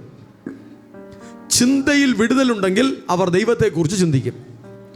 മനസ്സിൽ വിടുതലുണ്ടെങ്കിൽ അവർ ദൈവത്തെക്കുറിച്ച് ചിന്തിക്കും. സ്നാനമെടുത്ത് കർത്താവിനെ ആത്മാവിൽ ആരാധിക്കുന്ന ദൈവത്തിൻ്റെ ജനം, അവർ വിടുവിക്കപ്പെട്ടത് ആത്മാവിലാണ്. എന്നാൽ ദേഹിയിലും ദേഹത്തിലും അപ്പോഴും പല വിടുതലുകളും തുടർന്നും പ്രാപിക്കുവാൻ അവർക്കുണ്ട്. രക്ഷിക്കപ്പെട്ട ദൈവജനത്തിൽ പലരും രോഗികളായിട്ടുള്ളവരുണ്ടാകാം. രക്ഷിക്കപ്പെട്ട ദൈവജനത്തിൽ പലരും സമാധാനമില്ലാതെ ദുഃഖത്തിലിരിക്കുന്നവരുമുണ്ടാകാം. എന്നാൽ ആ രക്ഷയെ കാത്തു സൂക്ഷിക്കണമെങ്കിൽ ദേഹിയിൽ, മനസ്സിൽ ഒരു വിടുതലുണ്ടാകണം. കർത്താവിൽ സന്തോഷിക്കുന്ന ഒരു ഹൃദയം, കർത്താവിൽ ഉല്ലസിക്കുന്ന ഒരു മനസ്സ് ദൈവജനത്തിന് വേണം. കർത്താവിൽ വിശ്വസിക്കുന്നു, ആത്മാവിൽ ആരാധിക്കുന്നു, പക്ഷേ മനസ്സിൽ ലോകത്തിൻ്റെ പല ഭാരങ്ങളെയും വഹിച്ചുകൊണ്ട് ആകുല ചിന്തകളാൽ നിറഞ്ഞു ജീവിക്കുമ്പോൾ മനസ്സിൽ വിടുതലില്ല. മനസ്സിലെപ്പോൾ വിടുതൽ വരും? കർത്താവിനെ സ്തുതിക്കുവാനുള്ള സമർപ്പണമുള്ള ഒരു ഹൃദയം ഉണ്ടാകുമ്പോൾ മനസ്സിൽ വിടുതലുണ്ടാകുന്നു, ഹൃദയത്തിൽ വിടുതലുണ്ടാകുന്നു, ദേഹിയിൽ വിടുതലുണ്ടാകുന്നു, ചിന്തയിൽ വിടുതലുണ്ടാകുന്നു, ഓർമ്മയിൽ വിടുതലുണ്ടാകുന്നു, എല്ലാ ഇമോഷണൽ ഏരിയാസിലും ഒരു വിടുതലുണ്ടാകുന്നു. അങ്ങനെ ഒരു വിടുതലിലേക്ക് ദൈവജനം വരണമെങ്കിൽ അവർക്ക് തന്നെ ഒരു സമർപ്പണം ഉണ്ടാകണം. എൻ്റെ കർത്താവ് എനിക്ക് മതി, എൻ്റെ യേശു എനിക്ക് മതി, കർത്താവിൻ്റെ വചനം എനിക്ക് മതി, കർത്താവിനെ ആരാധിക്കുന്നത് എനിക്ക് മതി, ആ സാന്നിധ്യം എനിക്ക് മതി, ആ കൃപ എനിക്ക് മതി എന്ന ഒരു സമർപ്പണം ഉണ്ടെങ്കിലേ ആ വിടുതലുണ്ടാവുകയുള്ളൂ. ആ സാന്നിധ്യം മതി, ആ സാന്നിധ്യം മതി, ആ സാന്നിധ്യം മതി എനിക്ക്. ഓ ആ സാന്നിധ്യം മതി. സത്യമായി പറയാമോ? അസാന്നിധ്യം മതി, അസാന്നിധ്യം മതി എനിക്ക്. യേശു മാത്രം മതി, യേശു മാത്രം മതി, യേശു മാത്രം മതി, യേശു മാത്രം മതി എനിക്ക്. യേശു മാത്രം മതി, യേശു മാത്രം മതി, യേശു മാത്രം മതി എനിക്ക്. നോക്കിക്കേ, അതിൽ 5 പേർ ബുദ്ധിയുള്ളവർ, 5 പേർ ബുദ്ധിയില്ലാത്തവർ. ബുദ്ധിയില്ലാത്തവർ വിളക്കെടുത്തപ്പോൾ എണ്ണ എടുത്തില്ല. ഞാൻ ആ എണ്ണയെക്കുറിച്ചാണ് പറയുവാൻ ശ്രമിച്ചുകൊണ്ടിരിക്കുന്നത്.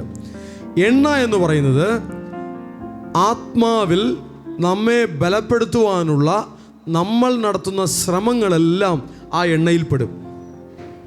ഹല്ലേലൂയ. നമ്മെ ആത്മാവിൽ ബലപ്പെടുത്തുവാൻ നമുക്ക് എന്തെല്ലാം ശ്രമങ്ങൾ എടുക്കുവാൻ കഴിയും? ഇന്ന് നമ്മൾ കർത്താവിൻ്റെ നാമത്തിൽ ആഴ്ചയിൽ ഒരിക്കലെങ്കിലും കർത്താവിൻ്റെ നാമത്തിൽ ആലയത്തിൽ കൂടി വരുന്നത് അതിനുള്ള ഒരു ശ്രമത്തിൻ്റെ ഭാഗം തന്നെയാണ്. ഹല്ലേലൂയ. ഞാൻ കർത്താവിനെ സ്തുതിക്കും, ഞാൻ കർത്താവിനെ ആരാധിക്കും, ആലയത്തിൽ ഞാൻ കർത്താവിനെ മഹത്വപ്പെടുത്തും. അത് അതിൻ്റെ ഒരു പടി തന്നെയാണ്. എന്നാൽ അതുമാത്രം പോരാ, നിങ്ങളുടെ ഭവനങ്ങളിൽ ദിനംതോറും കർത്താവിനായി സമയങ്ങൾ മാറ്റിവെച്ച് വചനം വായിക്കാനും സ്തുതിഗീതങ്ങൾ പാടുവാനും ആരാധിക്കുവാനും സ്തോത്രം ചെയ്യുവാനും സമയങ്ങൾ മാറ്റിവെച്ച് ദൈവത്തിനായി സമയങ്ങൾ വേർതിരിക്കാമെങ്കിൽ അത് മറ്റൊരു വളർച്ചയിലേക്ക് നിങ്ങളെ കൊണ്ടെത്തിക്കും. ആത്മാവിൻ്റെ സാന്നിധ്യം അധികം നിങ്ങളിൽ വെളിപ്പെടുവാണ്ടൊക്കവണ്ണം അത് കാരണമായി തീരും. ആ എണ്ണ നിങ്ങളിലേക്ക് പകരപ്പെടുവാണ്ടൊക്കവണ്ണം അത് വഴിയൊരുക്കും. ഹല്ലേലൂയ. ഇവിടെ മണവാളൻ വരുമ്പോൾ എന്ന് പറഞ്ഞാൽ കർത്താവിൻ്റെ വരവ് മാത്രമല്ല, കർത്താവിൻ്റെ പ്രത്യക്ഷത മാത്രമല്ല, ദൈവത്തിൻ്റെ പലവിധമായ ഇടപെടലുകൾ കർത്താവിൻ്റെ രാജ്യത്വം സ്ഥാപിക്കുന്നതിന് മുൻപേ തന്നെ ദൈവരാജ്യവുമായി ബന്ധപ്പെട്ടും നമ്മുടെ ജീവിതവുമായി ബന്ധപ്പെട്ടും പലവിധമായ ദൈവിക ഇടപെടലുകൾ സംഭവിക്കും. ആ സമയത്തൊക്കെയും കർത്താവിന് നമ്മെ ഉപയോഗിക്കുവാൻ കഴിയണമെങ്കിൽ, കർത്താവിന് നമ്മെ പ്രയോജനപ്പെടുത്തുവാൻ കഴിയണമെങ്കിൽ അതിനുള്ള യോഗ്യതയോടെ, അതിനുള്ള ഒരുക്കത്തോടെ, അതിനുള്ള തയ്യാറെടുപ്പോടുകൂടെ നമ്മൾ ഇരിക്കേണ്ടതുണ്ട്. കർത്താവിൻ്റെ വരവിനെ മാത്രം ലക്ഷ്യം വെക്കേണ്ട, വരവിന് മുന്നോടിയായി പലവിധമായ ദൈവത്തിൻ്റെ പ്രവർത്തനങ്ങൾ ഈ ഭൂമിയിൽ നടക്കുവാനുണ്ട്. കർത്താവിൻ്റെ വരവെന്ന് പറയുന്നത് ഈ ലോകത്തിൻ്റെ അന്ത്യത്തിൻ്റെ അവസാനത്തെ ജയക്കൊടി പിടിക്കുന്ന ഒരു സമയമാണ് കർത്താവിൻ്റെ വരവെന്നുള്ളത്. എന്നാൽ അതിനു മുന്നോടിയായി വലിയ ദൈവപ്രവൃത്തികൾ ഈ ഭൂമിയിൽ സംഭവിക്കുവാനുണ്ട്. വലിയ ദൈവിക ഇടപെടലുകൾ ഈ ഭൂമിയിൽ സംഭവിക്കുവാനുണ്ട്. ദൈവത്തിൻ്റെ ശക്തമായ മഹത്വങ്ങൾ ഈ ഭൂമിയിൽ വെളിപ്പെടുവാനുണ്ട്. ദൈവത്തിൻ്റെ സഭ മുഖാന്തരം, യേശുവിൻ്റെ രക്തത്താൽ വീണ്ടെടുക്കപ്പെട്ട സഭ മുഖാന്തരം, അങ്ങനെയുള്ള ദൈവ മക്കൾ മുഖാന്തരം പല ദൈവിക പ്രവർത്തനങ്ങളെയും ഈ ഭൂമിയിൽ ചെയ്തു തീർക്കുവാനുണ്ട്.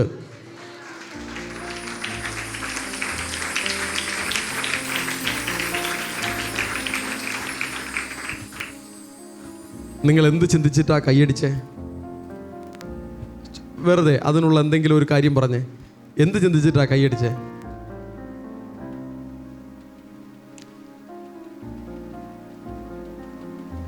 ആഷ്ലിൻ ആലോചിക്കുകയാണോ? ഓക്കെ, എന്ത് ചിന്തിച്ചിട്ടാ കൈയടിച്ചേ?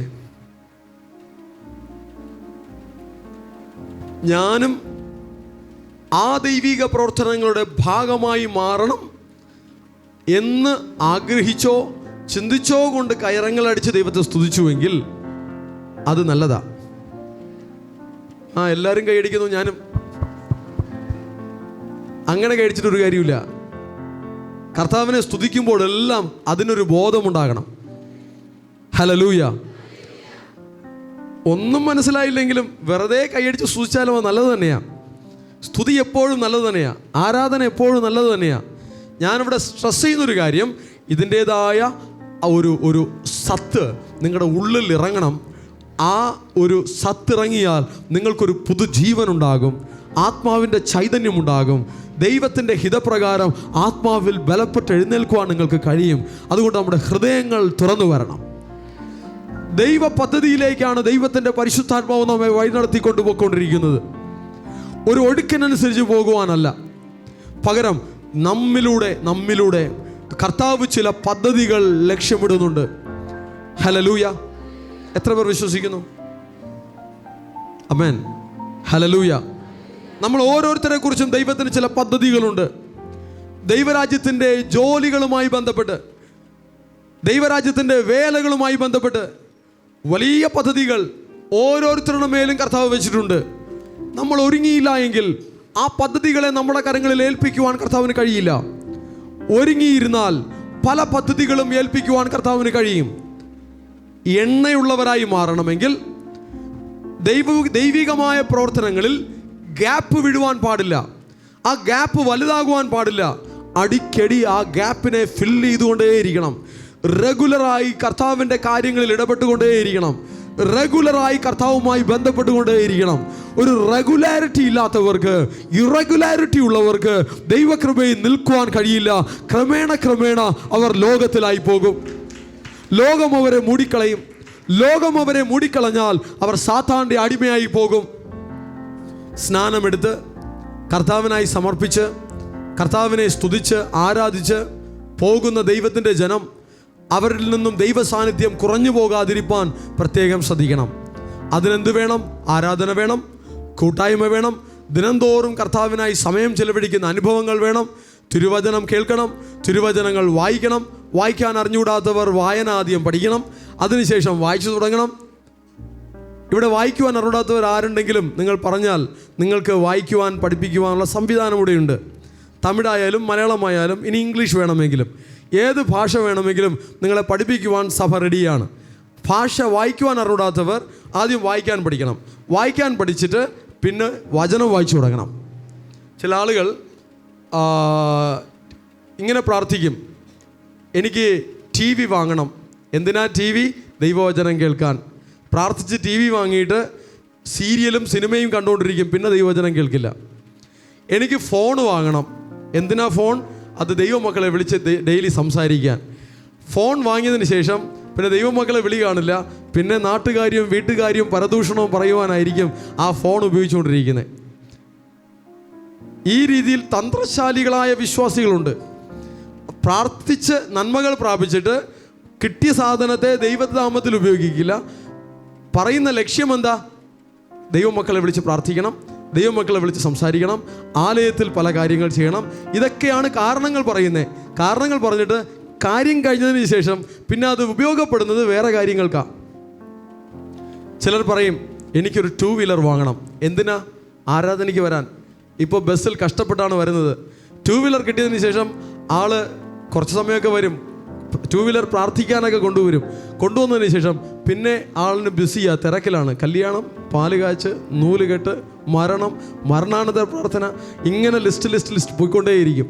പിന്നെ ആരാധനയ്ക്ക് സമയം കിട്ടില്ല. ചില ആൾ പറയും കാറ് വാങ്ങണം. എന്തിനാ കാറ്? ആരാധനയ്ക്ക് വരാൻ. പറയുന്നതെല്ലാം ഇങ്ങനെ പറയുള്ളൂ. ഇപ്പോൾ എൻ്റെ അടുത്ത് പറഞ്ഞിട്ടുള്ള കാര്യങ്ങളാണ് ഞാൻ പറയുന്നത്. ഈ കാരണങ്ങൾ പറയുമ്പോൾ എല്ലാം ഇതേ പറയുള്ളൂ. ഓരോ സാധനങ്ങൾ വേണം. എന്തിനാ സാധനം? ആരാധിക്കാൻ, ആരാധനയ്ക്ക് വരാൻ, ദൈവമക്കളുടെ അടുത്ത് സംസാരിക്കാൻ, ദൈവത്തിന് മഹത്വം ഉണ്ടാകുവാൻ. എല്ലാം ഇത് കേട്ടാൽ തോന്നും ദൈവരാജ്യം നമ്മുടെ ഇടയിൽ തന്നെ വന്നു കഴിഞ്ഞു, നമ്മുടെ നാട് ഭയങ്കരമായിട്ട് മാറി. പക്ഷേ ഈ സാധനങ്ങളെല്ലാം കിട്ടിക്കഴിഞ്ഞാൽ ആളിനെ കിട്ടില്ല, ആള് മാറും. ചില രാഷ്ട്രീയക്കാർ ഇലക്ഷന് മത്സരിക്കുമ്പോൾ വലിയ വാഗ്ദാനങ്ങൾ പറയും. ഞങ്ങൾ അത് ചെയ്യും, ഇത് ചെയ്യും, ഇന്നത് ചെയ്യും എന്ന് വലിയ വാഗ്ദാനങ്ങൾ പറയും. ഇലക്ഷൻ കഴിഞ്ഞു കഴിഞ്ഞാൽ പിന്നെ ആളിനെ കിട്ടില്ല. ഈ രാഷ്ട്രീയക്കാരെ പോലെയാണ് പല വിശ്വാസികളും. കർത്താവിനോട് പല നന്മകൾക്കും വേണ്ടി വലിയ വാഗ്ദാനങ്ങൾ പറയും. നന്മകൾ കിട്ടിയതിന് ശേഷം ആളിനെ കാണില്ല. ഈ രീതിയിൽ ദൈവമക്കളാകരുത്. കർത്താവിൻ്റെ സന്നിധിയിൽ വിശ്വസ്തരാകണം. ആമേൻ. വലിയ വലിയ കാര്യങ്ങളല്ല ദൈവത്തോട് ഉടമ്പടി ചെയ്യേണ്ടത്. ചെറിയ ചെറിയ കാര്യങ്ങൾ ദൈവത്തോട് ഉടമ്പടി ചെയ്താൽ മതി. ഒരു ദിവസം 24 മണിക്കൂറുണ്ടെങ്കിൽ ഒരു അരമണിക്കൂറോ 1 മണിക്കൂറോ എങ്കിലും മിനിമം കർത്താവിന് വേണ്ടി മാറ്റിവെക്കാമെങ്കിൽ അതൊരു അനുഗ്രഹമാണ്. അത് ഓരോ ജീവിതങ്ങളിലും ആശീർവാദമാണ്. അങ്ങനെ മാറ്റിവെക്കുന്ന ദൈവത്തിൻ്റെ മക്കളൊന്നും അവർ ദൈവകൃപയിൽ നിന്നും വീണു പോകില്ല. ഇങ്ങനെ മാറ്റിവെക്കാത്ത ദൈവമക്കളാണ് പലരും ലോകത്തിൻ്റെ കാര്യങ്ങളിൽ ഒഴുക്കിൽപ്പെട്ട് അവർ വീണു പോകുന്നതും ദൈവകൃപയിൽ നിൽക്കുവാൻ കഴിയാതെ വണ്ണം ദൈവ സാന്നിധ്യത്തിൽ നിന്നും വീണു പോകുന്നതും. അതുകൊണ്ട് നിങ്ങൾക്കിന്ന് കഴിയുമെങ്കിൽ ഒരു തീരുമാനമെടുത്തുകൊണ്ട് ഞാൻ ഇന്ന സമയങ്ങൾ ദൈവത്തിന് വേണ്ടി മാറ്റിവെക്കുമെന്ന് ഒരു സമയത്തെ നിങ്ങൾക്ക് ഫിക്സ് ചെയ്യാമെങ്കിൽ അത് നിങ്ങളുടെ ജീവിതത്തിൽ അനുഗ്രഹമാകും. എത്ര പേർക്ക് അങ്ങനെ ചെയ്യാൻ ഇഷ്ടമുണ്ട്? ഇഷ്ടമുണ്ട്. ഓക്കെ, ഈ ഇഷ്ടം നടപ്പിലാക്കുക. ഓക്കെ, ഈ ഇഷ്ടം നടപ്പിലാക്കുക. നിങ്ങൾ ഓരോരുത്തരും ഒരു ടൈം ഫിക്സ് ചെയ്ത് ഇന്ന സമയം മുതൽ ഇന്ന സമയം വരെ ഞാൻ പ്രാർത്ഥിക്കും, ഇന്ന സമയം മുതൽ ഇന്ന സമയം വരെ ഞാൻ വചനം വായിക്കും, ഇന്ന സമയം മുതൽ ഇന്ന സമയം വരെ ഞാൻ സ്തുതിക്കും. ഈ രീതിയിൽ ടൈം ഫിക്സ് ചെയ്യാമെങ്കിൽ ദാറ്റ്സ് ഗുഡ്, അത് നല്ലതാണ്. നിങ്ങൾക്ക് ജീവിതത്തിൽ ഒരു ഷെഡ്യൂളുള്ള ടൈപ്പ് ജീവിതമാണ് നിങ്ങൾക്കെങ്കിൽ നിങ്ങൾ ദൈവരക്കുക കാര്യങ്ങളിലും ഷെഡ്യൂൾ സെറ്റ് ചെയ്യുക. അല്ല, നിങ്ങളുടെ ലൈഫ് സ്റ്റൈലിലും ഇറഗുലാരിറ്റി ഉണ്ടെങ്കിൽ ആ ഇറഗുലാരിറ്റിയുടെ ബേസിസിൽ നിങ്ങൾ ടൈം ഫിക്സ് ചെയ്യുക. ഏത് രീതിയിലായാലും കർത്താവിനായി സമയം ചിലവഴിക്കുവാൻ വേണ്ടിയിട്ട് ഒരു തീരുമാനമുണ്ടാകട്ടെ, ഒരു മനസ്സുണ്ടാകട്ടെ, ഒരിഷ്ടമുണ്ടാകട്ടെ. അങ്ങനെ ചെയ്യുന്ന ദൈവത്തിൻ്റെ മക്കളുടെ മേൽ സ്ഥിരതയോടുകൂടെ കർത്താവിൻ്റെ പാദത്തെ തേടുന്ന ദൈവത്തിൻ്റെ ജനത്തിൻ്റെ മേൽ ദൈവത്തിൻ്റെ ആശീർവാദം ഉണ്ടാകും. ഹല്ലേലൂയ. 10 ദിവസം സ്ഥിരമായി ഒരു സമയം മാറ്റിവെച്ച് കർത്താവിനെ സ്തുതിച്ചു. 11ാമത്തെ ദിവസം വിട്ടു. 12ാമത്തെ ദിവസം വീണ്ടും സ്തുതിച്ചു. 13ഉം 14ഉം ദിവസം വിട്ടു. 15ാമത്തെ ദിവസം വീണ്ടും സ്തുതിച്ചു. 16ഉം 17ഉം 18ഉം 19ഉം 20ഉം വിട്ടു. 21ാമത്തെ ദിവസം സ്തുതിച്ചു. പിന്നെ 21 മുതൽ അടുത്ത നമ്പർ മുതൽ അങ്ങോട്ട് പിന്നെ സ്തുതി കാണുകയില്ല. ഇതാണ് അവസ്ഥ. ഓരോ പുതുവർഷം തുടങ്ങുമ്പോഴും ഓരോരുത്തരും ഓരോ തീരുമാനങ്ങൾ എടുക്കാറുണ്ട്. എന്തൊക്കെയാണ് തീരുമാനങ്ങൾ? അത് നിങ്ങൾക്ക് തന്നെ അറിയാം. ഓരോ തീരുമാനം എടുക്കും, പുതിയ ഡയറിയും വാങ്ങി വെക്കും. ഞാൻ ഇനി ഈ പുതിയ വർഷം മുതൽ ഇങ്ങനെ ആയിരിക്കും ഞാൻ ജീവിക്കുക, ഈ രീതിയിൽ ഞാൻ എൻ്റെ ജീവിതത്തെ മുന്നോട്ട് കൊണ്ടുപോകും എന്ന് തീരുമാനങ്ങൾ എടുക്കാറുണ്ട്. എന്നാൽ ആ തീരുമാനങ്ങളിലൊന്നും നിൽക്കാറില്ല. ചിലർ വിചാരിക്കുകയാണ് ഞാൻ അടുത്ത തീരുമാനം എടുക്കാൻ വേണ്ടിയിട്ട് 2026 അവസാനം വരട്ടെ, അടുത്ത് ഞാൻ ക്ലിയർ ആക്കിക്കൊള്ളാം. വേണ്ട, കാത്തിരിക്കേണ്ട. ഇന്ന് എന്നുള്ളിടത്തോളം കർത്താവ് നമുക്ക് തന്നിരിക്കുന്ന ദിവസമാണ്. നാളെ നിങ്ങൾ ജീവനോടുകൂടി ഇരിക്കുമോ എന്ന് പോലും പറയാൻ പറ്റില്ല. അതുകൊണ്ട് ഇപ്പോൾ എടുക്കുന്ന തീരുമാനം ഇപ്പോൾ തന്നെ എടുത്തുകൊണ്ട് ഞാൻ ഇപ്പോൾ മുതൽ എൻ്റെ ജീവിതത്തിൽ കർത്താവിനായി സമയങ്ങൾ വെക്കുകയാണ്. ചിലർ വിചാരിക്കും എൻ്റെ ജീവിതത്തിൽ ഇന്ന പ്രശ്നം മാറിക്കഴിഞ്ഞാൽ ഞാൻ സമയം മാറ്റിവെക്കും. ഇല്ല, അതൊന്നും നിങ്ങൾക്ക് നടപ്പിലാകാൻ പോകുന്നില്ല. ഞാൻ പലരെയും കണ്ടിട്ടുണ്ട്, അവർ ഓരോ കാര്യങ്ങൾ പറഞ്ഞ് ദൈവത്തിൻ്റെ കാര്യങ്ങളെ പെൻഡിങ് വെക്കാറുണ്ട്. ചിലർ പറയും ഇന്ന ഡേറ്റ് വരെ എനിക്ക് പറ്റില്ല, ആ ഡേറ്റ് കഴിഞ്ഞാൽ ഞാൻ ഫുൾ ദൈവത്തിനാണ്. ആ ഡേറ്റ് കഴിഞ്ഞാലും അവർ ദൈവത്തിനാകില്ല. ഇന്ന വിഷയം വരെ, എൻ്റെ മകളുടെ കല്യാണം കഴിയുന്നത് വരെ ഞാൻ തിരക്കിലാണ്, അതിനുശേഷമേ ഞാൻ ദൈവത്തെ ആരാധിക്കൂ. അതിനുശേഷം അവരെ ആരാധിക്കാൻ കാണില്ല. ധാരാളം എക്സ്ക്യൂസ് പറഞ്ഞ് ദൈവത്തിൻ്റെ ആരാധിക്കുന്ന കാര്യത്തിലും കർത്താവിന് കീഴ്പ്പെടുന്ന കാര്യങ്ങളിലും പല വചനങ്ങൾ അനുസരിക്കുന്ന കാര്യങ്ങളിലും മാറ്റി വയ്ക്കുന്നവരെ കണ്ടിട്ടുണ്ട്. ഇവരെല്ലാം ബുദ്ധിയില്ലാത്ത കന്യകമാരുടെ കൂട്ടത്തിൽപ്പെട്ടവരാണ്. ചെയ്യേണ്ടത് തക്ക സമയത്ത് തന്നെ ചെയ്തുകൊണ്ട് ദൈവവുമായിട്ടുള്ള ഒരു ബന്ധത്തിൽ, ഒരു സമർപ്പണത്തിലേക്ക് വരാമെങ്കിൽ ദൈവത്തിൻ്റെ സഹായം നിങ്ങൾക്കുണ്ടാകും. നാളത്തെ ദിവസം നിങ്ങൾക്കുള്ളതല്ല. നാളത്തേക്കെന്ന് പറഞ്ഞ് മാറ്റി വെച്ചാൽ അത് നിങ്ങളുടെ ജീവിതത്തിൽ പരാജയത്തെ കൊണ്ടുവരും. ദൈവത്തിൻ്റെ കാര്യത്തെ നാളത്തേക്കെന്ന് പറഞ്ഞ് മാറ്റിവെക്കരുത്. ദൈവത്തിൻ്റെ കാര്യത്തെ ഇന്ന് എന്നുള്ള സമയത്ത് തന്നെ നിവർത്തിക്കുവാണ്ടൊക്കെ വേണം ഒരു സമർപ്പണവും തീരുമാനവും നിങ്ങളിൽ ഉണ്ടാകട്ടെ. നാളത്തെ ദിവസം നമുക്കുള്ളതല്ല. അടുത്തിരിക്കുന്നവരുടെ കരങ്ങൾ പിടിച്ചൊന്ന് പറയാമോ? നാളത്തെ ദിവസം നമുക്കുള്ളതല്ല. ചെയ്യേണ്ടത് ഇപ്പോൾ ചെയ്യണം. കർത്താവ് യൂദയെയും ഇങ്ങനെ തന്നെ പറഞ്ഞു വിട്ടു. നീ ചെയ്യാൻ വിചാരിച്ചത് ഇപ്പോൾ തന്നെ പോയി ചെയ്യുക. യൂദമാരിവിടെ ഉണ്ടെങ്കിൽ നിങ്ങൾ ചെയ്യാൻ ഉദ്ദേശിച്ചത് ഇപ്പോൾ തന്നെ പോയി ചെയ്യുക, മാറ്റി വയ്ക്കേണ്ടതില്ല. ഓക്കെ, പത്രോസ്മാരും യോഹന്നാന്മാരും ഇവിടെ ഉണ്ടെങ്കിൽ കർത്താവിനെ കീഴ്പ്പെട്ട് കർത്താവിനെ സ്തുതിക്കുന്ന കാര്യത്തിൽ, വചനം പറയുന്ന കാര്യത്തിൽ, സാക്ഷ്യം പറയുന്ന കാര്യത്തിൽ, ആരാധിക്കുന്ന കാര്യത്തിൽ, കൂട്ടായ്മകൾ ആചരിക്കുന്ന കാര്യത്തിൽ, റെഗുലറായി കർത്താവിനായി ചില കാര്യങ്ങൾ ചെയ്യുന്ന കാര്യത്തിൽ ഇപ്പോൾ തന്നെ ചെയ്യുക. നാളത്തേക്കെന്ന് പറഞ്ഞ് മാറ്റിവെക്കരുത്. നിങ്ങളുടെ അടുത്തുള്ളവരെ നോക്കി നിങ്ങൾ അളക്കണ്ട.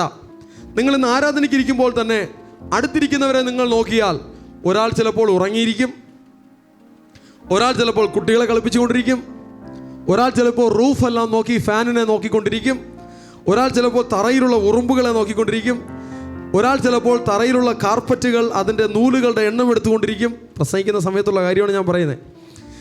ഈ പല പരിപാടികളിലിരിക്കും. ചില ആളുകൾ ഈ ചെടിയുടെ ഇലകൾ എണ്ണിക്കൊണ്ടിരിക്കും. 1 2 3 4 5. എപ്പോഴാണ് എണ്ണിക്കൊണ്ടിരിക്കുന്നത്?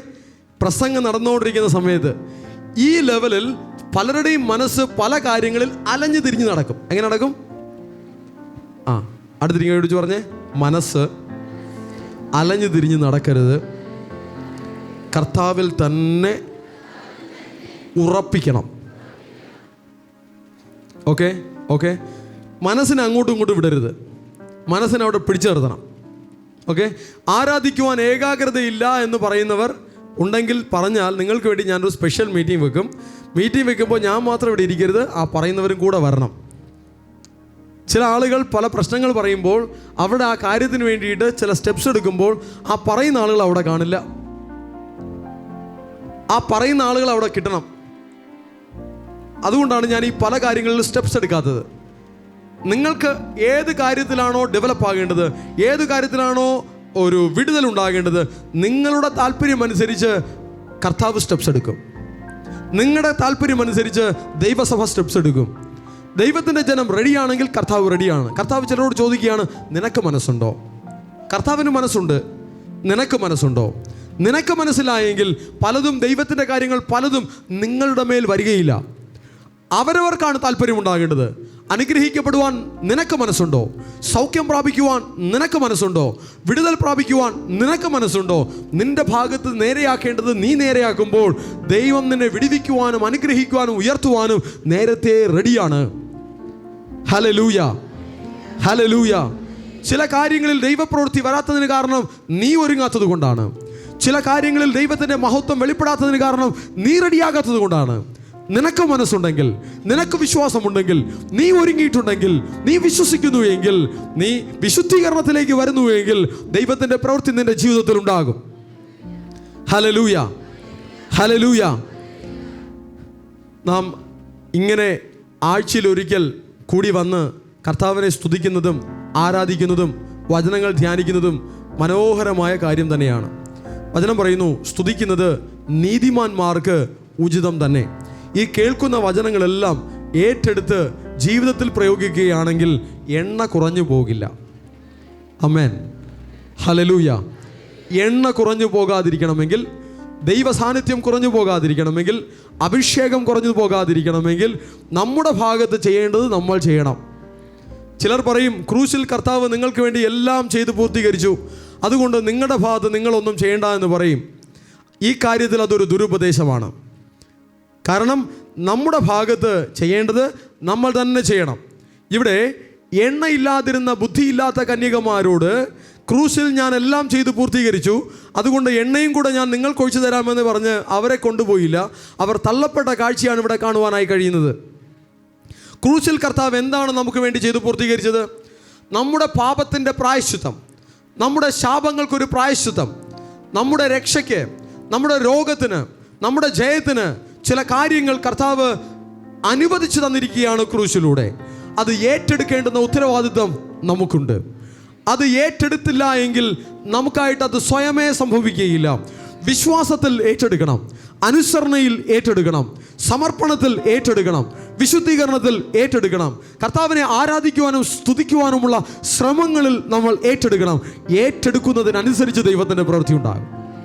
ഹല്ലേലൂയ. ഏറ്റെടുക്കുന്നതിനനുസരിച്ച് ദൈവത്തിൻ്റെ മഹത്വം വെളിപ്പെടും. ഏറ്റെടുക്കുന്നതിനനുസരിച്ച് ദൈവത്തിൻ്റെ കൃപ വ്യാപരിക്കും. ഏറ്റെടുക്കുന്നതിനനുസരിച്ച് ദൈവത്തിൻ്റെ പരിശുദ്ധാത്മാവ് പരിവർത്തിക്കും. ഏറ്റെടുക്കുന്നതിനനുസരിച്ച് സ്വർഗം തുറക്കും. ഏറ്റെടുക്കുന്നതിനനുസരിച്ച് ദൈവദൂതന്മാർ ഇറങ്ങും. ഏറ്റെടുക്കുന്നതിനനുസരിച്ച് കർത്താവിൻ്റെ മഹത്വത്തിൻ്റെ കരം ചലിക്കും.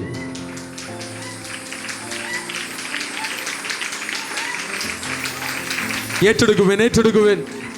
മഹത്വമുള്ള കാര്യങ്ങൾ ദൈവത്തിൽ നിന്നും പ്രാപിക്കുവാൻ, ദൈവത്തിൻ്റെ തേജസ് നമ്മുടെ ജീവിതത്തിൽ വെളിപ്പെടുവാൻ, ദൈവത്തിൻ്റെ കാര്യങ്ങൾ, വചനങ്ങൾ ഏറ്റെടുക്കാം. മനസ്സുള്ളവന് വേണ്ടി പ്രവർത്തിക്കുന്ന കർത്താവ്, വിശ്വസിക്കുന്നവനായി പ്രവർത്തിക്കുന്ന കർത്താവ്, സമർപ്പിക്കുന്നവനായി പ്രവർത്തിക്കുന്ന കർത്താവ്, അനുസരിക്കുന്നവനായി പ്രവർത്തിക്കുന്ന കർത്താവ്, വിശുദ്ധീകരിക്കുന്നവനായി പ്രവർത്തിക്കുന്ന കർത്താവ്, ഒരുങ്ങുന്നവനായി പ്രവർത്തിക്കുന്ന കർത്താവ്. നമുക്കൊരുങ്ങാമോ? ആത്മാവിൽ നമുക്കൊരുക്കാം, പ്രാർത്ഥനയിൽ നമ്മെ ഒരുക്കാം, തിരുവചനത്താൽ നമ്മെ ഒരുക്കാം, മനസ്സിൽ നമ്മെ ഒരുക്കാം. നാം ഒരുങ്ങുമ്പോൾ ദൈവ സാന്നിധ്യം നമ്മുടെ ജീവിതത്തിൽ കുറഞ്ഞു പോകാതെ വണ്ണം അതിനെ പരിപാലിക്കുവാൻ നമുക്ക് കഴിയും. ഇന്ന് നാം കർത്താവിൻ്റെ നാമത്തിൽ കൂടി വന്നിരിക്കുമ്പോൾ തന്നെ നമ്മൾ മനസ്സിലാക്കേണ്ടത് ഒരു കാര്യം ഇതാണ്: നമ്മുടെ മേൽ ആ എണ്ണ കർത്താവ് പകരുകയാണ്. ഹല്ലേലൂയ. ഇന്ന് ഒരു ദിവസം കൂട്ടായ്മ അലക്ഷ്യമാക്കി കൂട്ടായ്മയിൽ പങ്കെടുക്കാതെ വണ്ണം മാറി നിൽക്കുന്നവർക്ക് ഇന്ന് കർത്താവ് പകർന്ന എണ്ണകൾ അവർ മിസ് ചെയ്തു. എന്നാൽ ഇത് പ്രാപിക്കുവാൻ വേണ്ടിയിട്ട് ഒരുങ്ങി കാത്തിരിക്കുന്നവരുടെ മേൽ എണ്ണ പകർന്നു കഴിഞ്ഞു. എണ്ണ പകർന്നു കഴിഞ്ഞു. അടുത്തിരിക്കുന്നവരെ കൈപിടിച്ച് പറഞ്ഞ്, ആരാധിക്കുന്നവരുടെ മേൽ എണ്ണ പകരപ്പെടുന്നു. ആമേൻ. എണ്ണ വേണമോ? എണ്ണ വേണമോ? ആരാധനകളെ അലക്ഷ്യമാക്കരുത്. എണ്ണ വേണമോ? കേൾക്കുന്ന വചനങ്ങളെ അലക്ഷ്യമാക്കരുത്. എണ്ണ വേണമോ? ദൈവത്തിൻ്റെ നാമത്തിൽ ചെയ്യേണ്ടുന്ന കാര്യങ്ങളെല്ലാം മടിയില്ലാതെ ചെയ്യണം. ഇല്ലെങ്കിൽ എണ്ണ ചോർന്നു പോകും. എണ്ണ ചോർന്നു പോയാൽ, ദൈവ സാന്നിധ്യം ചോർന്നു പോയാൽ നിങ്ങൾ മുന്നിലോട്ടല്ല പിന്നിലോട്ടാണ് പോകുന്നത്. എണ്ണ അധികമുള്ളവർക്ക് അംഗീകാരം ദൈവത്തിൽ നിന്നും കൂടുതൽ കിട്ടും. എണ്ണ കുറവുള്ളവർ ബുദ്ധിയില്ലാത്തവരെ പോലെ തള്ളപ്പെടും. എണ്ണ കുറഞ്ഞു പോകരുത്. ഒരു എണ്ണ നമ്മിൽ വർദ്ധിക്കണമെന്നും, ഒരു എണ്ണ, പരിശുദ്ധാത്മാവിൻ്റെ എണ്ണ, അഭിഷേകത്തിൻ്റെ എണ്ണ, ദൈവ സാന്നിധ്യത്തിൻ്റെ എണ്ണ നമ്മൾ സൂക്ഷിക്കണമെന്ന്, കാത്തു സൂക്ഷിക്കണമെന്ന് കർത്താവ് ആഗ്രഹിക്കുന്നു. പഴയ നിയമത്തിൽ സമാഗമന കൂടാരത്തിൽ ഒരു വിളക്ക് കത്തിച്ചു വെച്ചേക്കും. ആ വിളക്ക് കെടുവാൻ പാടില്ല. അതിന് എണ്ണ ഇങ്ങനെ ഒഴിച്ചു കൊടുത്തുകൊണ്ടേയിരിക്കണം. ഒരിക്കലും കെട്ടുപോകാതെ ആ വിളക്കിനെ കണ്ടിന്യൂസ്ലി കത്തിക്കേണ്ടുന്ന ഒരു ദൗത്യം കർത്താവ് അവർക്ക് കൊടുത്തിരുന്നു. സമാഗമന കൂടാരത്തിൽ അങ്ങനെ, യെരുശലേം ദേവാലയത്തിൽ അങ്ങനെ, അവിടെ അവർ അങ്ങനെ ആ വിളക്ക് കത്തിച്ചു കൊണ്ടേയിരിക്കും. ആ വിളക്ക് കത്തിക്കൊണ്ടേയിരിക്കും. തിരി അതിനെ കറക്റ്റ് ചെയ്തുകൊണ്ടേയിരിക്കും. എണ്ണ ഒഴിച്ചു കൊടുത്തുകൊണ്ടേയിരിക്കും. അങ്ങനെ അവരതിനെ പരിപാലിക്കുമ്പോൾ അതിലൂടെ കർത്താവ് അവർക്ക് കാണിച്ചു കൊടുത്തൊരു കാര്യമുണ്ട്.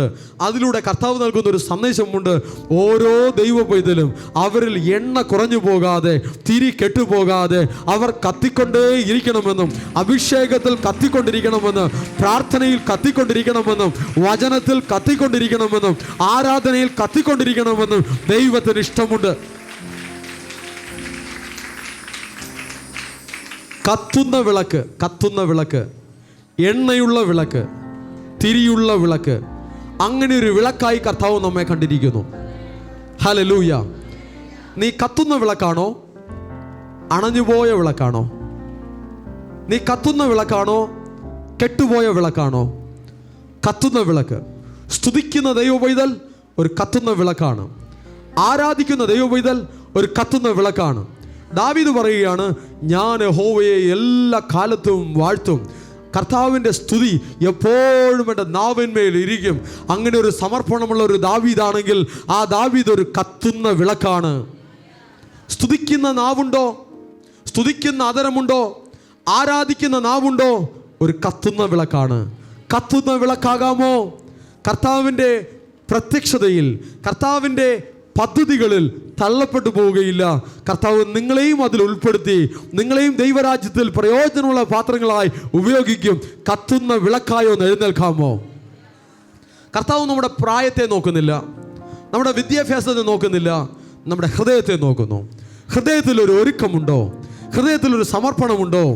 വചനത്തെ ഏറ്റെടുത്ത് അനുസരിക്കുവാനുള്ള നല്ല ഉള്ളമുണ്ടോ? അത് കർത്താവ് നോക്കുകയാണ്. കത്തുന്നൊരു ഹൃദയമുണ്ടാകട്ടെ. ആ വിളക്ക് കത്തിക്കൊണ്ടേ ഇരിക്കണമെന്ന് ആഗ്രഹമുള്ളൊരു ഹൃദയമുണ്ടാകട്ടെ. പരിശുദ്ധാത്മാവിൻ്റെ തീ നമ്മിൽ കെട്ടുപോകാതെ, അണഞ്ഞു പോകാതെ നിലനിൽക്കണമെന്ന് ആഗ്രഹിക്കുന്ന, അതിനായി ശ്രമിക്കുന്ന ഒരു ഉള്ളമുണ്ടാകട്ടെ. അതാണ് ദൈവമക്കൾക്കുണ്ടാകേണ്ടത്.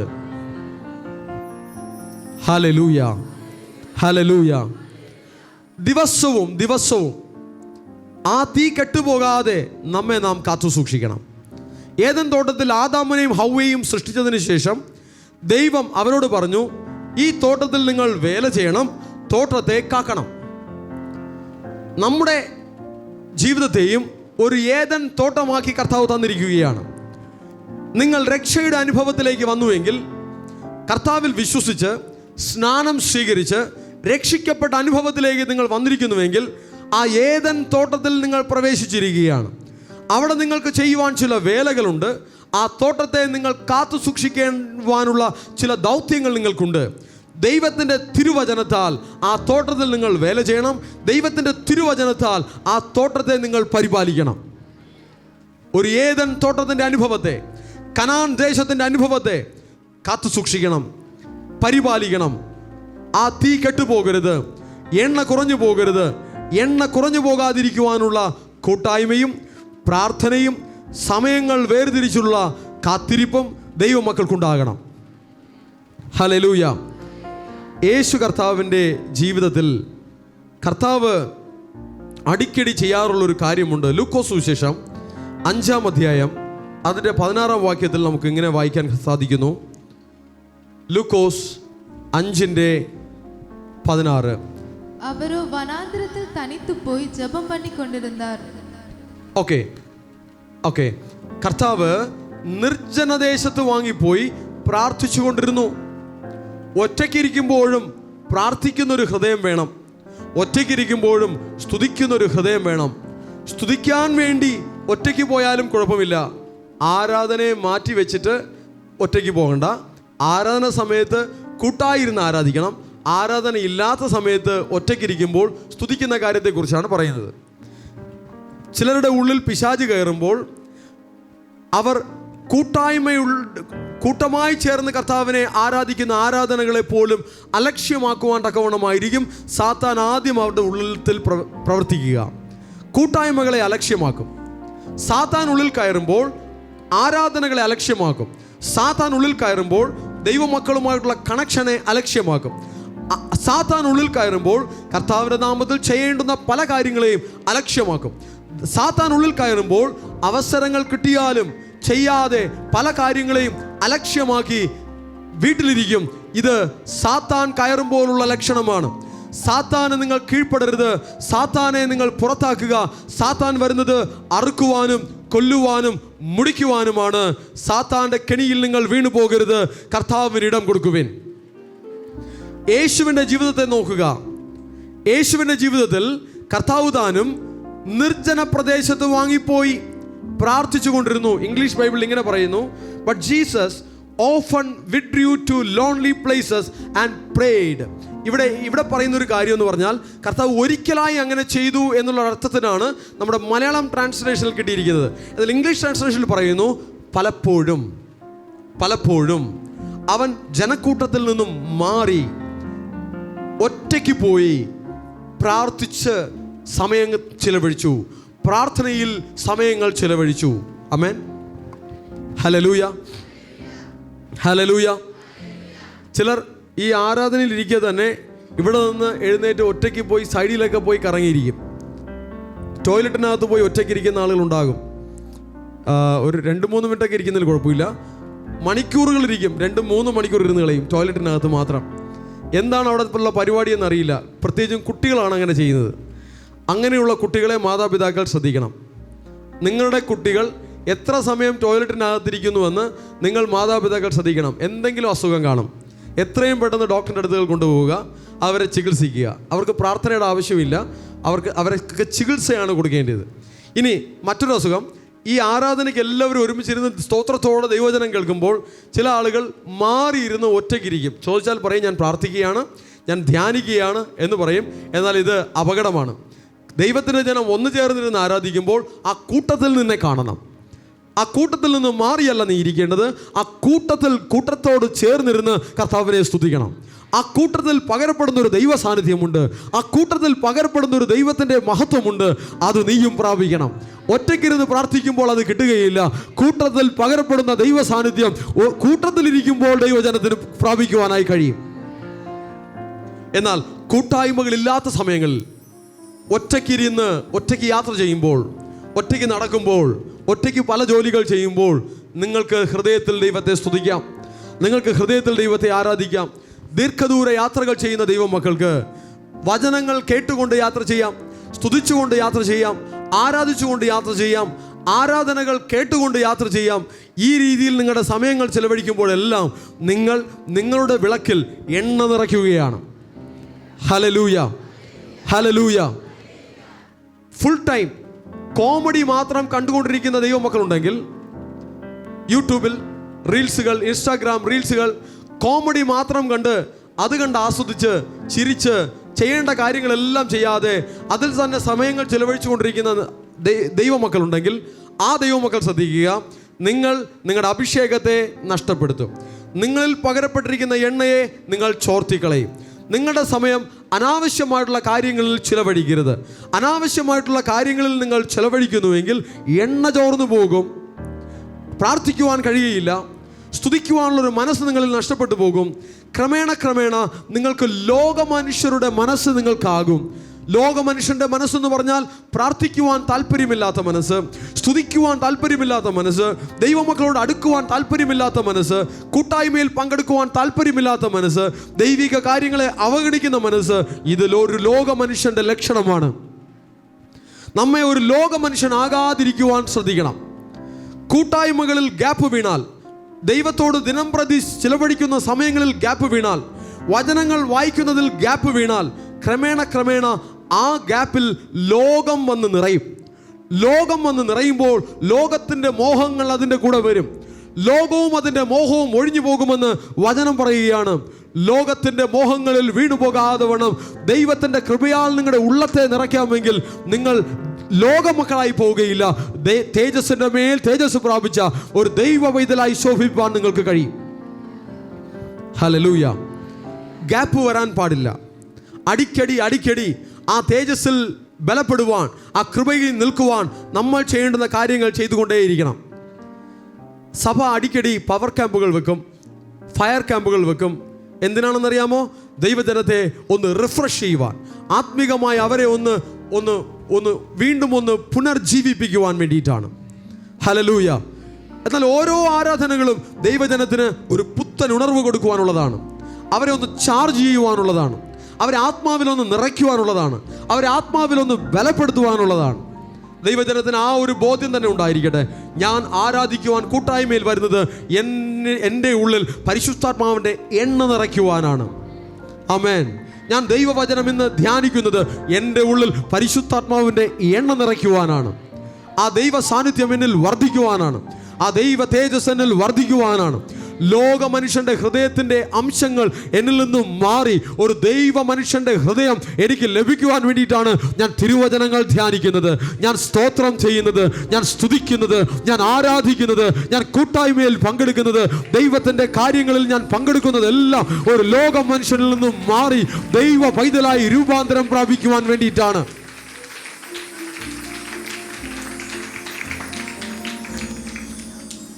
ദൈവത്തോട് ബന്ധമില്ലാത്ത എല്ലാ കാര്യങ്ങളും ലോക മനുഷ്യർ ചെയ്യും. അനേക നല്ല കാര്യങ്ങൾ അതിലുണ്ട്. എന്നാൽ അത് മാത്രമായി പോകുമ്പോൾ ദൈവത്തിൻ്റെ അംശങ്ങൾ ആ മനുഷ്യനിൽ മൊത്തത്തിൽ മാറിപ്പോകും. ദൈവിക അംശങ്ങൾ നിങ്ങളുടെ ഹൃദയത്തിൽ നിന്നും മാറാതിരിക്കുവാൻ എന്താണോ ചെയ്യേണ്ടത് അത് ചെയ്തുകൊണ്ടേയിരിക്കണം. ഹല്ലേലൂയ. ചില ദൈവമക്കൾ അവർ ദൈവമക്കളുടെ അടുക്കൽ വന്ന്, അവരുടെ അഭിഷിക്തന്മാരുടെ അടുക്കൽ വന്ന്, അവരുടെ ആത്മീക ഇടയന്മാരുടെ അടുക്കൽ വന്ന് സമയങ്ങൾ ചിലവഴിക്കും. സംസാരിക്കുവാൻ, പ്രാർത്ഥിക്കുവാൻ സമയങ്ങൾ ചിലവഴിക്കും.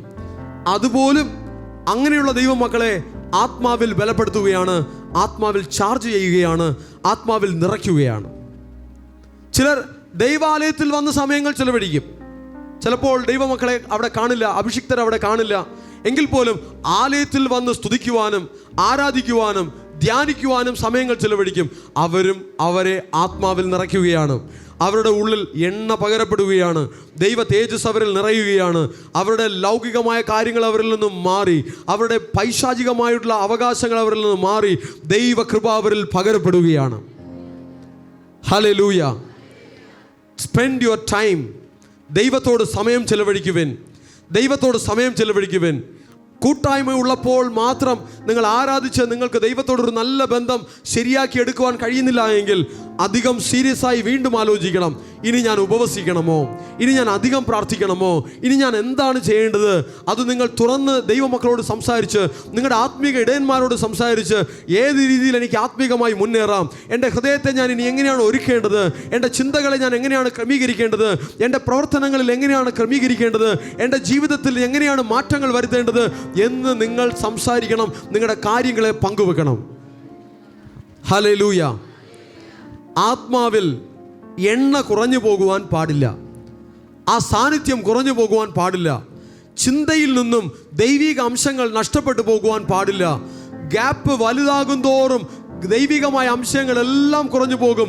ക്രമേണ അവർ വിചാരിച്ചാലും കയറി വരുവാൻ കഴിയാത്ത നിലകളിൽ ആ ഗ്യാപ്പ് വലുതായി പോകും. സ്ഥിരമായ ആരാധനയ്ക്ക് പങ്കെടുക്കാതിരിക്കുന്നവർ, അവസരം ഉണ്ടായാലും ആരാധനയ്ക്ക് പങ്കെടുക്കാതിരിക്കുന്നവർ, പിന്നെ പങ്കെടുക്കാമെന്ന് മാറ്റിവെക്കുന്നവർ, അവർക്കൊരിക്കലും ആ ആരാധനയ്ക്ക് പിന്നാലെ പങ്കെടുക്കുവാൻ മനസ്സുണ്ടാവുകയില്ല. കാരണം ഗ്യാപ്പ് വലുതായി പോയി, വന്ന ഡാമേജ് വലുതാണ്, ആ പാളിച്ച വലുതാണ്. അതുകൊണ്ട് അത് നികത്തിയെടുക്കുവാൻ വളരെയധികം പ്രയത്നിക്കേണ്ടി വരും. അടിക്കടി കർത്താവിൻ്റെ സാന്നിധ്യം നിലനിൽക്കുവാൻ തക്കവണ്ണമുള്ള ആരാധനകൾ, കൂട്ടായ്മകൾ, ദൈവിക ബന്ധങ്ങൾ, വചനം വായന, സമയം ചെലവഴിക്കുന്നത്, ഇതെല്ലാം ഒരു ദൈവ പൈതലിൻ്റെ ജീവിതത്തിൽ ദിനംതോറും വേണം. ദിനംതോറും അതിനെ പരിപാലിക്കണം. ഡെയിലി പരിശുദ്ധാത്മാവിനോട് ചേർന്നിരിക്കുവാൻ, ഡെയിലി ദൈവത്തോട് ചേർന്നിരിക്കുവാനുള്ള ഒരു ഹൃദയം നമുക്കുണ്ടാകട്ടെ. അടുത്തിരിക്കും കഴിപിടിച്ച് പറഞ്ഞേ, ദിനംതോറും യേശുവോട് ചേർന്ന് നടക്കാം. ദിനംതോറും പരിശുദ്ധാത്മാവിനോട് ചേർന്ന് നടക്കാം. ദിനംതോറും വചനത്തോട് ചേർന്നിരിക്കാം. ദിനംതോറും സ്തുതിയിൽ കവിഞ്ഞിരിക്കാം. ആമേൻ, ഹല്ലേലൂയ. സോ ഗ്യാപ്പ് വിടരുത്. യേശു പോലും മനുഷ്യനായി ഭൂമിയിൽ വന്നപ്പോൾ മനുഷ്യൻ എന്ന നിലയ്ക്ക് പ്രാർത്ഥനയിൽ ഉറ്റിരിക്കുവാണ്ടക്കവണ്ണം സമയങ്ങൾ മാറ്റിവെച്ചുവെന്ന് തിരുവചനത്തിൽ നമ്മൾ വായിക്കുന്നു. അടുത്ത വചനത്തിൽ മർക്കോസ് സുവിശേഷം 1-ാം അധ്യായം അതിൻ്റെ 35-ാം വാക്യത്തിൽ, മർക്കോസ് സുവിശേഷം 1-ാം അധ്യായം അതിൻ്റെ 35-ാം വാക്യത്തിൽ വായിക്കാം.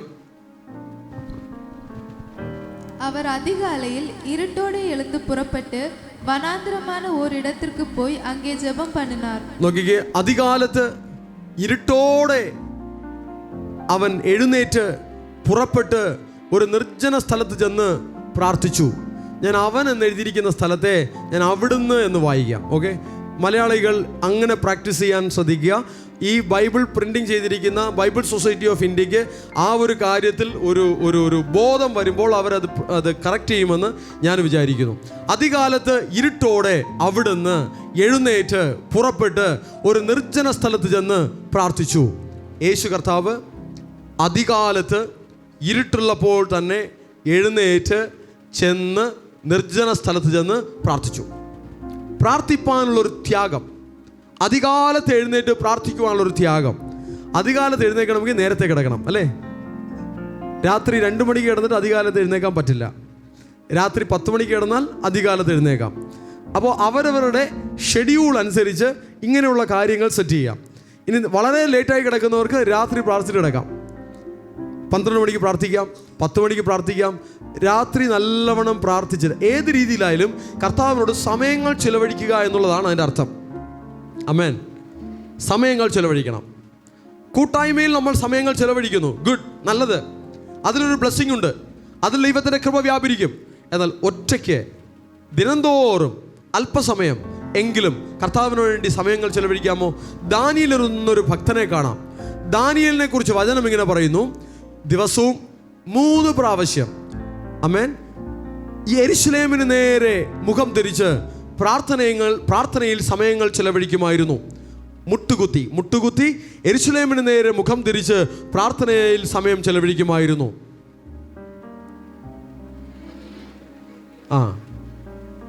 ഹല്ലേലൂയ.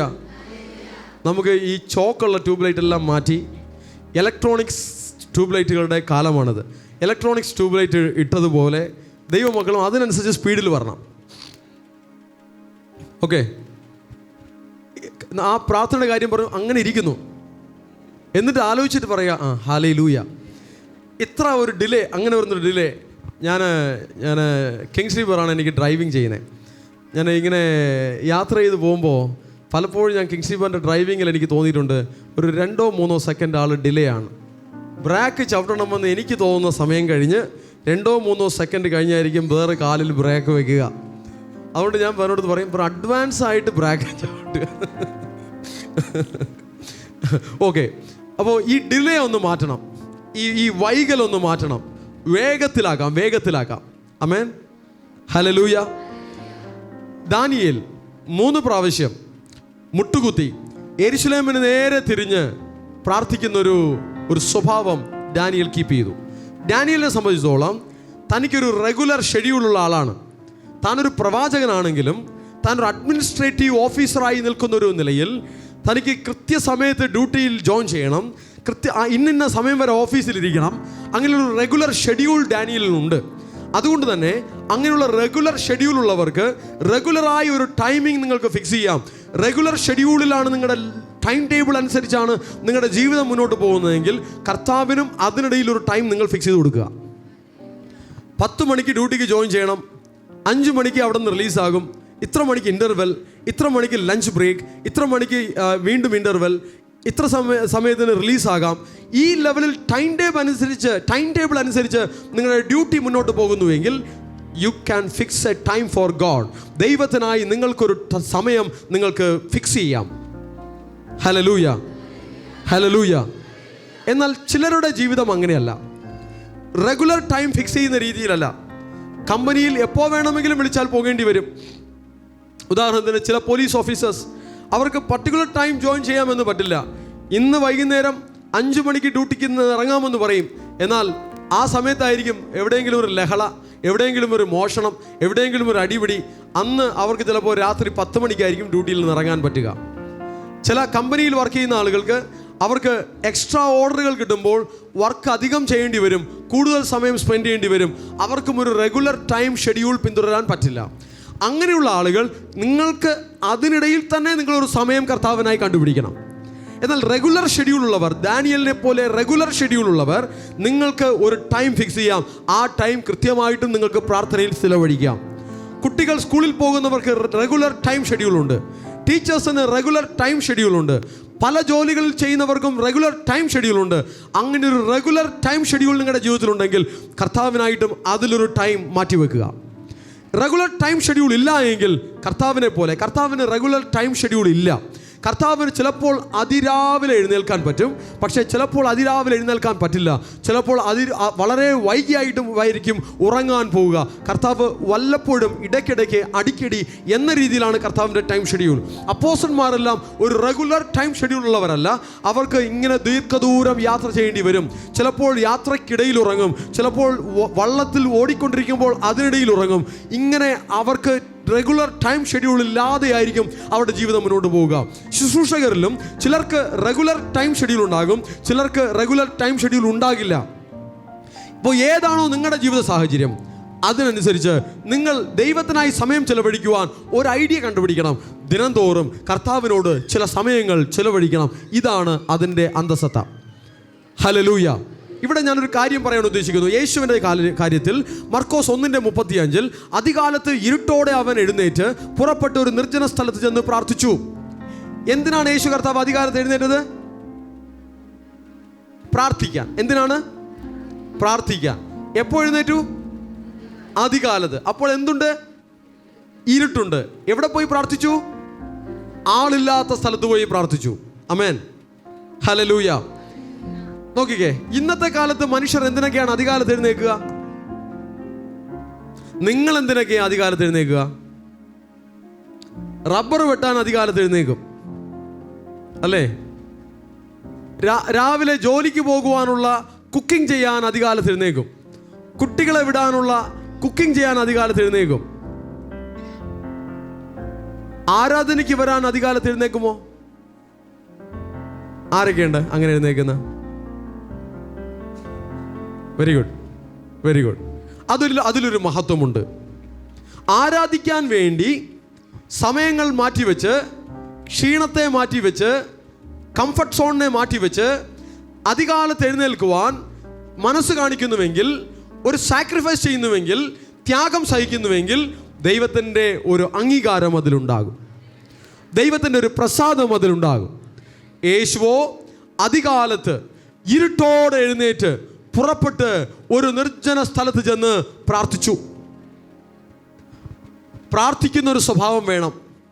പ്രാർത്ഥിക്കുമ്പോൾ എന്തൊക്കെ പ്രാർത്ഥിക്കണമെന്നുള്ളത് കർത്താവ് പഠിപ്പിച്ചു തന്നിട്ടുണ്ട്. കർത്താവ് പഠിപ്പിച്ച പ്രാർത്ഥനയിൽ ഇന്ന് ഞങ്ങൾക്ക് ആവശ്യമുള്ള ആഹാരം തരണമേ എന്ന് പ്രാർത്ഥിക്കുവാൻ പഠിപ്പിച്ചു. അതിൻ്റെ അർത്ഥം ഡെയിലി ആഹാരത്തിന് വേണ്ടി പ്രാർത്ഥിക്കണം. നമ്മുടെ ആവശ്യങ്ങൾ എന്തെല്ലാം ഉണ്ടോ അതെല്ലാം നമുക്ക് അലോട്ടഡ് ആണ്, കസ്റ്റഡിയിലുണ്ടെങ്കിലും ആ കാര്യങ്ങൾക്കെല്ലാം ഡെയിലി പ്രാർത്ഥിക്കണം. ഹല്ലേലൂയ. വചനത്തിലില്ലാത്ത, വചനത്തിൻ്റെ അടിസ്ഥാനമില്ലാത്ത പ്രാർത്ഥനകൾ ദൈവം കേൾക്കില്ല. വചനത്തിൽ നിന്നുള്ള പ്രാർത്ഥനകൾ ദൈവം കേൾക്കും. ദൈവരാജ്യവുമായി ബന്ധപ്പെട്ടുള്ള പ്രാർത്ഥനകൾ ദൈവം കേൾക്കും. നമ്മുടെ ജീവിതത്തിൻ്റെ അടിസ്ഥാന ആവശ്യങ്ങളുമായി ബന്ധപ്പെട്ടുള്ള പ്രാർത്ഥനകൾ കർത്താവ് കേൾക്കും. മറ്റുള്ളവരുടെ എല്ലാ കാര്യങ്ങളെയും ഏറ്റെടുത്ത് വെച്ച് പ്രാർത്ഥിക്കരുത്. ദൈവരാജ്യത്തിൽ മഹത്വമുള്ള കാര്യങ്ങൾ മാത്രം പ്രാർത്ഥനയ്ക്കായി എടുക്കുക. അങ്ങനെയുള്ള പ്രാർത്ഥനകൾ ദൈവം കേൾക്കും. എന്നാൽ ഒറ്റയ്ക്ക് പ്രാർത്ഥിക്കുമ്പോൾ, ഒറ്റയ്ക്ക് ഉപവസിക്കുമ്പോൾ നിങ്ങൾ ശ്രദ്ധിക്കേണ്ടത്, നിങ്ങളിൽ നിന്ന് ദൈവ സാന്നിധ്യം കുറഞ്ഞു പോയെന്ന് തോന്നുന്നു എങ്കിൽ, പരിശുദ്ധാത്മാവിൻ്റെ കൃപ കുറഞ്ഞു പോയെന്ന് തോന്നുന്നുവെങ്കിൽ, അപ്പോൾ നിങ്ങൾക്ക് ഉപവാസത്തെക്കുറിച്ച് ആലോചിക്കാം. എന്നിൽ നിന്ന്, ഞാൻ ദൈവത്തിൽ നിന്ന് അകന്നു പോയെന്ന് തോന്നുന്നു, എനിക്കൊന്ന് ഉപവസിക്കണം. ഞാൻ ദൈവത്തിൽ നിന്ന് അകന്നു പോയെന്ന് തോന്നുന്നു, എനിക്കൊന്ന് നേരെയാകണം, എനിക്ക് അല്പസമയം പ്രാർത്ഥിക്കണം. ആ രീതിയിൽ ദൈവത്തിൻ്റെ ജനം പ്രാർത്ഥനകളും ഉപവാസങ്ങളും ദൈവത്തോട് അടുക്കുവാൻ തക്കവണ്ണമുള്ള ഉപാധികളായി കാണണം. കാര്യസാധ്യത്തിന് വേണ്ടി മാത്രമുള്ള കാര്യങ്ങളായി ഈ പ്രാർത്ഥനകളെ കാണരുത്. ചിലർ പ്രാർത്ഥിക്കുന്നത് ചിലരുടെ ജീവിതത്തിൽ പ്രതിസന്ധികൾ വരുമ്പോൾ മാത്രമാണ്. തെറ്റില്ല, പ്രാർത്ഥിക്കാം. പക്ഷേ അപ്പോൾ മാത്രമല്ല പ്രാർത്ഥിക്കേണ്ടത്. കർത്താവിനോട് ഒരു അടുപ്പം തോന്നുന്നില്ല എങ്കിൽ, അല്ലെങ്കിൽ കർത്താവിൽ നിന്ന് അകന്നു പോയെന്നൊരു ഫീലിംഗ് മനസ്സിലുണ്ടായെങ്കിൽ, ആ അടുപ്പത്തെ കൊണ്ടുവരുവാൻ തക്കവണ്ണം, അകൽച്ചയെ മാറ്റുവാൻ തക്കവണ്ണം പ്രാർത്ഥനയിൽ സമയങ്ങൾ ചെലവഴിക്കണം. ഹല്ലേലൂയ. അകൽച്ച വന്നെന്ന് തോന്നുന്നുണ്ടോ? കർത്താവിനോട് അകൽച്ച വന്നു എന്ന് തോന്നുന്നുണ്ടോ? ദൈവ സാന്നിധ്യം കുറഞ്ഞു പോയെന്ന് തോന്നുന്നുണ്ടോ? അതിനെ തിരികെ കൊണ്ടുവരുവാൻ, അടുപ്പത്തെ തിരികെ കൊണ്ടുവരുവാൻ, ആ ഇൻറ്റിമസി ഉണ്ടാക്കുവാൻ പ്രാർത്ഥനയിൽ സമയങ്ങൾ ചെലവഴിക്കണം. അസാധാരണമായി ചില സമയങ്ങൾ മാറ്റിവെച്ച് തന്നെ പ്രാർത്ഥനയിൽ സമയങ്ങൾ ചെലവഴിച്ച് ആ അടുപ്പത്തെ നേരെയാക്കണം. അകൽച്ചയെ മാറ്റണം. അകൽച്ച വരരുത്, അടുപ്പം വേണം. അടുത്തിരിക്ക് കൈയടിച്ച് പറഞ്ഞേ, കർത്താവിനോട് അകൽച്ച വരരുത്, അടുപ്പം വേണം. അകൽച്ച വന്നാൽ അത് നികത്തണം. ആമേൻ. ഹല്ലേലൂയ, ഹല്ലേലൂയ, ഹല്ലേലൂയ, ഹല്ലേലൂയ, ഹല്ലേലൂയ. കാതറിൻ വരെ ഹല്ലേലൂയ പറയുന്നുണ്ട്, കൈപിടിച്ച് പറയുന്നുണ്ട്. ഓക്കെ, എല്ലാവരും വളരെ ആക്റ്റീവായി തന്നെ ദൈവസന്നിധിയിലിരിക്കണം. ദൈവത്തോട് അകൽച്ച വന്നു എന്ന് മനസ്സിൽ തോന്നിയാൽ ഇമ്മീഡിയറ്റ്ലി നിങ്ങൾ ആ പ്രശ്നം പരിഹരിക്കണം. മാറ്റിവെക്കരുത്. അകൽച്ച വന്നു എന്ന് തോന്നിയാൽ പെട്ടെന്ന് നിങ്ങളുടെ കാര്യങ്ങൾ മാറ്റിവെച്ച് ദൈവസന്നിധിയിൽ ഇരിക്കണം. ദൈവമക്കളോട് സംസാരിക്കണം, ആലയത്തിൽ പോകണം, പ്രാർത്ഥനയിൽ സമയങ്ങൾ ചെലവഴിക്കണം, വചനത്തിൽ സമയങ്ങൾ ചെലവഴിക്കണം, ധ്യാനത്തിൽ സമയങ്ങൾ ചെലവഴിക്കണം. ആ അകൽച്ചയെ മാറ്റണം, അടുപ്പത്തെ കൊണ്ടുവരണം. അകൽച്ച നിങ്ങളുടെ മനസ്സിൽ അനുവദിക്കരുത്. കർത്താവിനോട് പറ്റിയിരിക്കുന്ന ഒരു ഉള്ളം ദൈവമക്കൾക്ക് വേണം. ആമേൻ. ഹല്ലേലൂയ. നമ്മുടെ ജീവിതത്തിൽ റെഗുലറായി ടൈം സ്പെൻഡിങ് ഉണ്ടെങ്കിൽ അങ്ങനെയുള്ളവർക്ക് അധികം അകൽച്ച ഫീൽ ചെയ്യില്ല. റെഗുലറായി ടൈം സ്പെൻഡിങ് ഇല്ലാത്തവർക്ക് അകൽച്ച ഫീൽ ചെയ്തേക്കും. ആ അകൽച്ചകളെ നിങ്ങൾ മാറ്റി അടുപ്പത്തെ നിങ്ങൾ നിലനിർത്തണം. അടുപ്പത്തെ നിലനിർത്തിയാൽ എണ്ണ കുറഞ്ഞു പോകില്ല, അഭിഷേകം കുറഞ്ഞു പോകില്ല, ദൈവ സാന്നിധ്യം കുറഞ്ഞു പോകില്ല, ദൈവകൃപ കുറഞ്ഞു പോകില്ല. ദൈവത്തിൻ്റെ സാന്നിധ്യവും മഹത്വവും അധികം നിങ്ങളിൽ വെളിപ്പെടും. നിങ്ങളുടെ ഹൃദയത്തിന് അത് ഉണരുവാൻ പറ്റും, നിങ്ങളുടെ ഹൃദയത്തിന് അത് തിരിച്ചറിയുവാൻ പറ്റും. അകൽച്ച വന്നാൽ നിങ്ങളത് തിരിച്ചറിയണം. അടുപ്പമുണ്ടെങ്കിൽ അത് നിങ്ങൾ ആസ്വദിക്കണം. ഹല്ലേലൂയ. യേശുവോട് ചേർന്നിരിക്കുന്നത് എത്ര മോദമേ എന്ന് നമ്മൾ പാടാറുണ്ട്. ആ സന്തോഷം നിങ്ങളുടെ ഹൃദയം അനുഭവിക്കണം. കർത്താവ് എൻ്റെ കൂടെയുണ്ട്, പിതാവ് എൻ്റെ കൂടെയുണ്ട്, പുത്രൻ എൻ്റെ കൂടെയുണ്ട്, പരിശുദ്ധാത്മാവ് എൻ്റെ കൂടെയുണ്ട്. ആ സാന്നിധ്യത്തെ നിങ്ങൾ അനുഭവിച്ച് അത് നിങ്ങളുടെ ഹൃദയം ആസ്വദിച്ച് അത് നിങ്ങളുടെ ഉള്ളം ഉണർന്ന് നിങ്ങളുടെ ചുവടുകൾ മുന്നോട്ടുണ്ടോ പോകുമെങ്കിൽ നിങ്ങളുടെ ജീവിതം അനുഗ്രഹിക്കപ്പെടും. ഹല്ലേലൂയ. അതായത് ഒരു കണ്ടീഷനും ഇല്ലാതെ നിങ്ങൾ ഒന്നും ചെയ്യേണ്ട, പ്രാർത്ഥിച്ചാൽ മാത്രം മതി എന്ന് പറഞ്ഞ് എന്നാൽ അനുഗ്രഹം വരുമെന്ന് പറയുന്ന ഉപദേശങ്ങൾ ശരിയല്ല. ദൈവജനത്തെ രൂപാന്തരപ്പെടുത്തിയെടുക്കുവാനാണ് ദൈവത്തിൻ്റെ വചനം കർത്താവ് നമുക്ക് തന്നിരിക്കുന്നത്. ഹല്ലേലൂയ. ചില ആളുകൾ ജീവിതകാലം മുഴുവനും കാര്യസാധ്യത്തിന് വേണ്ടി മാത്രം അത്ഭുതങ്ങളും അടയാളങ്ങളും നടക്കുന്ന സ്ഥലത്തെ തേടി ഓടിക്കൊണ്ടിരിക്കുന്നു. എന്നാൽ അങ്ങനെ ഓടുവാനല്ല കർത്താവ് നമ്മെ വിളിച്ചിരിക്കുന്നത്. ദൈവവചനപ്രകാരം ഒരു രൂപാന്തരം നമ്മുടെ ജീവിതത്തിൽ ഉണ്ടാകണം. ആ രൂപാന്തരം ദൈവത്തോടുള്ള അടുപ്പത്തിൽ നമ്മെ കൊണ്ടുവരണം. ദൈവത്തോടുള്ള അടുപ്പത്തെ നമ്മൾ നിലനിർത്തണം. ഹല്ലേലൂയ. ഉണർന്നിരുന്നാൽ, ആത്മാവിൽ ഉണർന്നിരുന്നാൽ ആത്മീകമായി ഉണർന്നിരുന്നാൽ, പ്രാർത്ഥനയിൽ ഉണർന്നിരുന്നാൽ, കൂട്ടായ്മയിൽ ഉണർന്നിരുന്നാൽ, ആരാധനയിൽ ഉണർന്നിരുന്നാൽ, വചനത്തിൽ ഉണർന്നിരുന്നാൽ ആ അടുപ്പം നിലനിർത്താൻ പറ്റും. ഇത് വിട്ടുപോയി കഴിഞ്ഞാൽ ദൈവത്തോട് അകൽച്ചയുണ്ടാകും. ഞാൻ നേരത്തെ പറഞ്ഞ കാര്യം വീണ്ടും പറഞ്ഞ് അവസാനിപ്പിക്കാൻ ആഗ്രഹിക്കുന്നു. അകൽച്ച വന്നു കഴിഞ്ഞാൽ അകൽച്ച കൂടി വരും. അകൽച്ച കൂടുന്തോറും പിന്നെ ആ അടുപ്പം കൊണ്ടുവരുവാൻ വളരെ ബുദ്ധിമുട്ടും. അതാണ് ഒരു വചനം പറയുന്നത്, ഒരിക്കൽ പ്രകാശനം ലഭിച്ചിട്ട് പിന്മാറിപ്പോയാൽ വീണ്ടും ഒരു മാനസാന്തരം ഉണ്ടാവുകയില്ല. വളരെ ടഫാണ്, വളരെ ബുദ്ധിമുട്ടാണ്. ദൈവത്തിൻ്റെ കൃപ നിങ്ങൾ അനുഭവിച്ചുവെങ്കിൽ ആ ദൈവത്തോടുള്ള അടുപ്പം കുറയാതെ വണ്ണം സൂക്ഷിക്കുവാനുള്ള ഒരു നല്ല മനസ്സ് നമുക്കുണ്ടാകട്ടെ. ഹല്ലേലൂയ. വീണ്ടും ഞാൻ ഒരിക്കൽ കൂടെ പറയുന്നു, പ്രാർത്ഥന കുറഞ്ഞു പോകരുത്, വചനം വായന കുറഞ്ഞു പോകരുത്, വചന ധ്യാനം കുറഞ്ഞു പോകരുത്, കൂട്ടായ്മ അതിൽ ഗ്യാപ്പ് വിടരുത്. മിനിമം 7 ദിവസത്തിൽ ഒരിക്കലെങ്കിലും ആ കൂട്ടായ്മ നിങ്ങൾക്കുണ്ടാകണം. അത് നമ്മെ ആത്മാവിൽ ചാർജ് ചെയ്യുകയാണ്, ആത്മാവിൽ ബലപ്പെടുത്തുകയാണ്, നമ്മിൽ ആത്മാവിൻ്റെ എണ്ണ പകരുകയാണ്. എണ്ണ കുറഞ്ഞു പോകരുത്. ഹല്ലേലൂയ. ഈ എണ്ണയ്ക്കൊരു പ്രത്യേകതയുണ്ട്. അടിക്കടി ഒഴിച്ചില്ലെങ്കിൽ കുറഞ്ഞു പോകും, വേപ്പറൈസ് ചെയ്തു പോകും. നിങ്ങൾ ഒരു പാത്രത്തിൽ മണ്ണെണ്ണ എടുത്ത് തുറന്നു വെച്ചിരുന്നാൽ എല്ലാ കാലത്തും മണ്ണെണ്ണ അങ്ങനെ ഇരിക്കുമോ? വേപ്പറായി പോകുമോ? ഇതേ സ്വഭാവം തന്നെയാണ് ഇവിടെ ഈ വചനത്തിൽ പറയുന്ന എണ്ണയ്ക്കും. അടിക്കടി നിങ്ങൾ ഫില്ല് ചെയ്തുകൊണ്ടേയിരിക്കണം, ഇല്ലെങ്കിൽ ആ എണ്ണ കുറച്ച് കഴിയുമ്പോൾ കാണില്ല. അടിക്കടി ഫില്ല് ചെയ്യാത്ത 5 കന്യകമാരെയാണ് നമ്മളിവിടെ കണ്ടത്. അവർ ഒരിക്കൽ ഫില്ല് ചെയ്തു, എണ്ണ എപ്പോഴും കാണുമെന്ന് വിചാരിച്ചിരുന്നു. മണവാളൻ വന്നപ്പോൾ എണ്ണ നോക്കി, എണ്ണയില്ല. അടിക്കടി ഫില്ല് ചെയ്യണം. ആഴ്ചയിലൊരിക്കൽ കൂട്ടായ്മയിൽ ഫില്ല് ചെയ്യണം. ദിനംതോറും ദൈവത്തോടൊപ്പം സമയങ്ങൾ ചെലവഴിക്കുന്ന കാര്യത്തിൽ നിങ്ങൾ ആ എണ്ണയെ ഫില്ല് ചെയ്യണം. വചനം വായിച്ച് എണ്ണയെ ഫില്ല് ചെയ്യണം. ആമേൻ. വചനം ധ്യാനിച്ച് എണ്ണയെ ഫില്ല് ചെയ്യണം. നിങ്ങളുടെ ആത്മീക ഇടയന്മാരോട് ചേർന്നിരുന്ന് അവരോട് സംസാരിച്ച് അവരുടെ ആലോചനകൾ കേട്ട് നിങ്ങളുടെ എണ്ണയെ ഫില്ല് ചെയ്യണം. ധ്യാനിച്ച് എണ്ണയെ ഫില്ല് ചെയ്യണം. ഉപവസിച്ച് എണ്ണയെ ഫില്ല് ചെയ്യണം. നിങ്ങളുടെ ഉള്ളിൽ കർത്താവ് തന്നിരിക്കുന്ന ഒരു ദൈവ സാന്നിധ്യമുണ്ട്. നിങ്ങളുടെ ഉള്ളിൽ ദൈവം തന്നിരിക്കുന്ന ഒരു ദൈവ കൃപയുണ്ട്. അത് കുറഞ്ഞു പോകുവാൻ വിടരുത്. ഈ പ്രാർത്ഥനയാലും ഉപദേശത്താലും ആലോചനയാലും കൂട്ടായ്മയാലും ഉപവാസത്താലും ആ എണ്ണയെ നിങ്ങൾ നിറച്ചുകൊണ്ടേയിരിക്കണം. എണ്ണ കുറഞ്ഞു പോകരുത്. ഈ കാര്യങ്ങളിൽ നിങ്ങൾക്ക് ഗ്യാപ്പ് വിടരുത്. അത് ഗ്യാപ്പ് ഇല്ലാതെ വേണം, അതിൽ അകൽച്ച വരാതെ വേണം. അടുപ്പത്തിൽ ഈ കാര്യങ്ങൾ ചെയ്തുകൊണ്ടേയിരുന്നാൽ നിങ്ങളിൽ എണ്ണ കുറഞ്ഞു പോവുകയില്ല. കർത്താവ് വരുമ്പോൾ, കർത്താവിൻ്റെ ദൗത്യത്തിനായി നിങ്ങളെ വിളിക്കുമ്പോൾ, കാഹളനാദം മുഴങ്ങുമ്പോൾ, ദൈവത്തിൻ്റെ രാജ്യം സ്ഥാപിതമാകുമ്പോൾ നിങ്ങളുടെ മേലുള്ള വിളിക്കൊത്തവണ്ണം നിങ്ങൾക്ക് എഴുന്നേറ്റ് പ്രയോജനപ്പെടുവാൻ തക്കവണ്ണം, ദൈവത്തിൻ്റെ പദ്ധതി നിങ്ങൾ നിറവേറുവാൻ തക്കവണ്ണം നിങ്ങൾക്ക് കഴിയും. എണ്ണ നിറഞ്ഞിരുന്നാൽ കർത്താവ് നിങ്ങളെ ഉപയോഗിക്കും.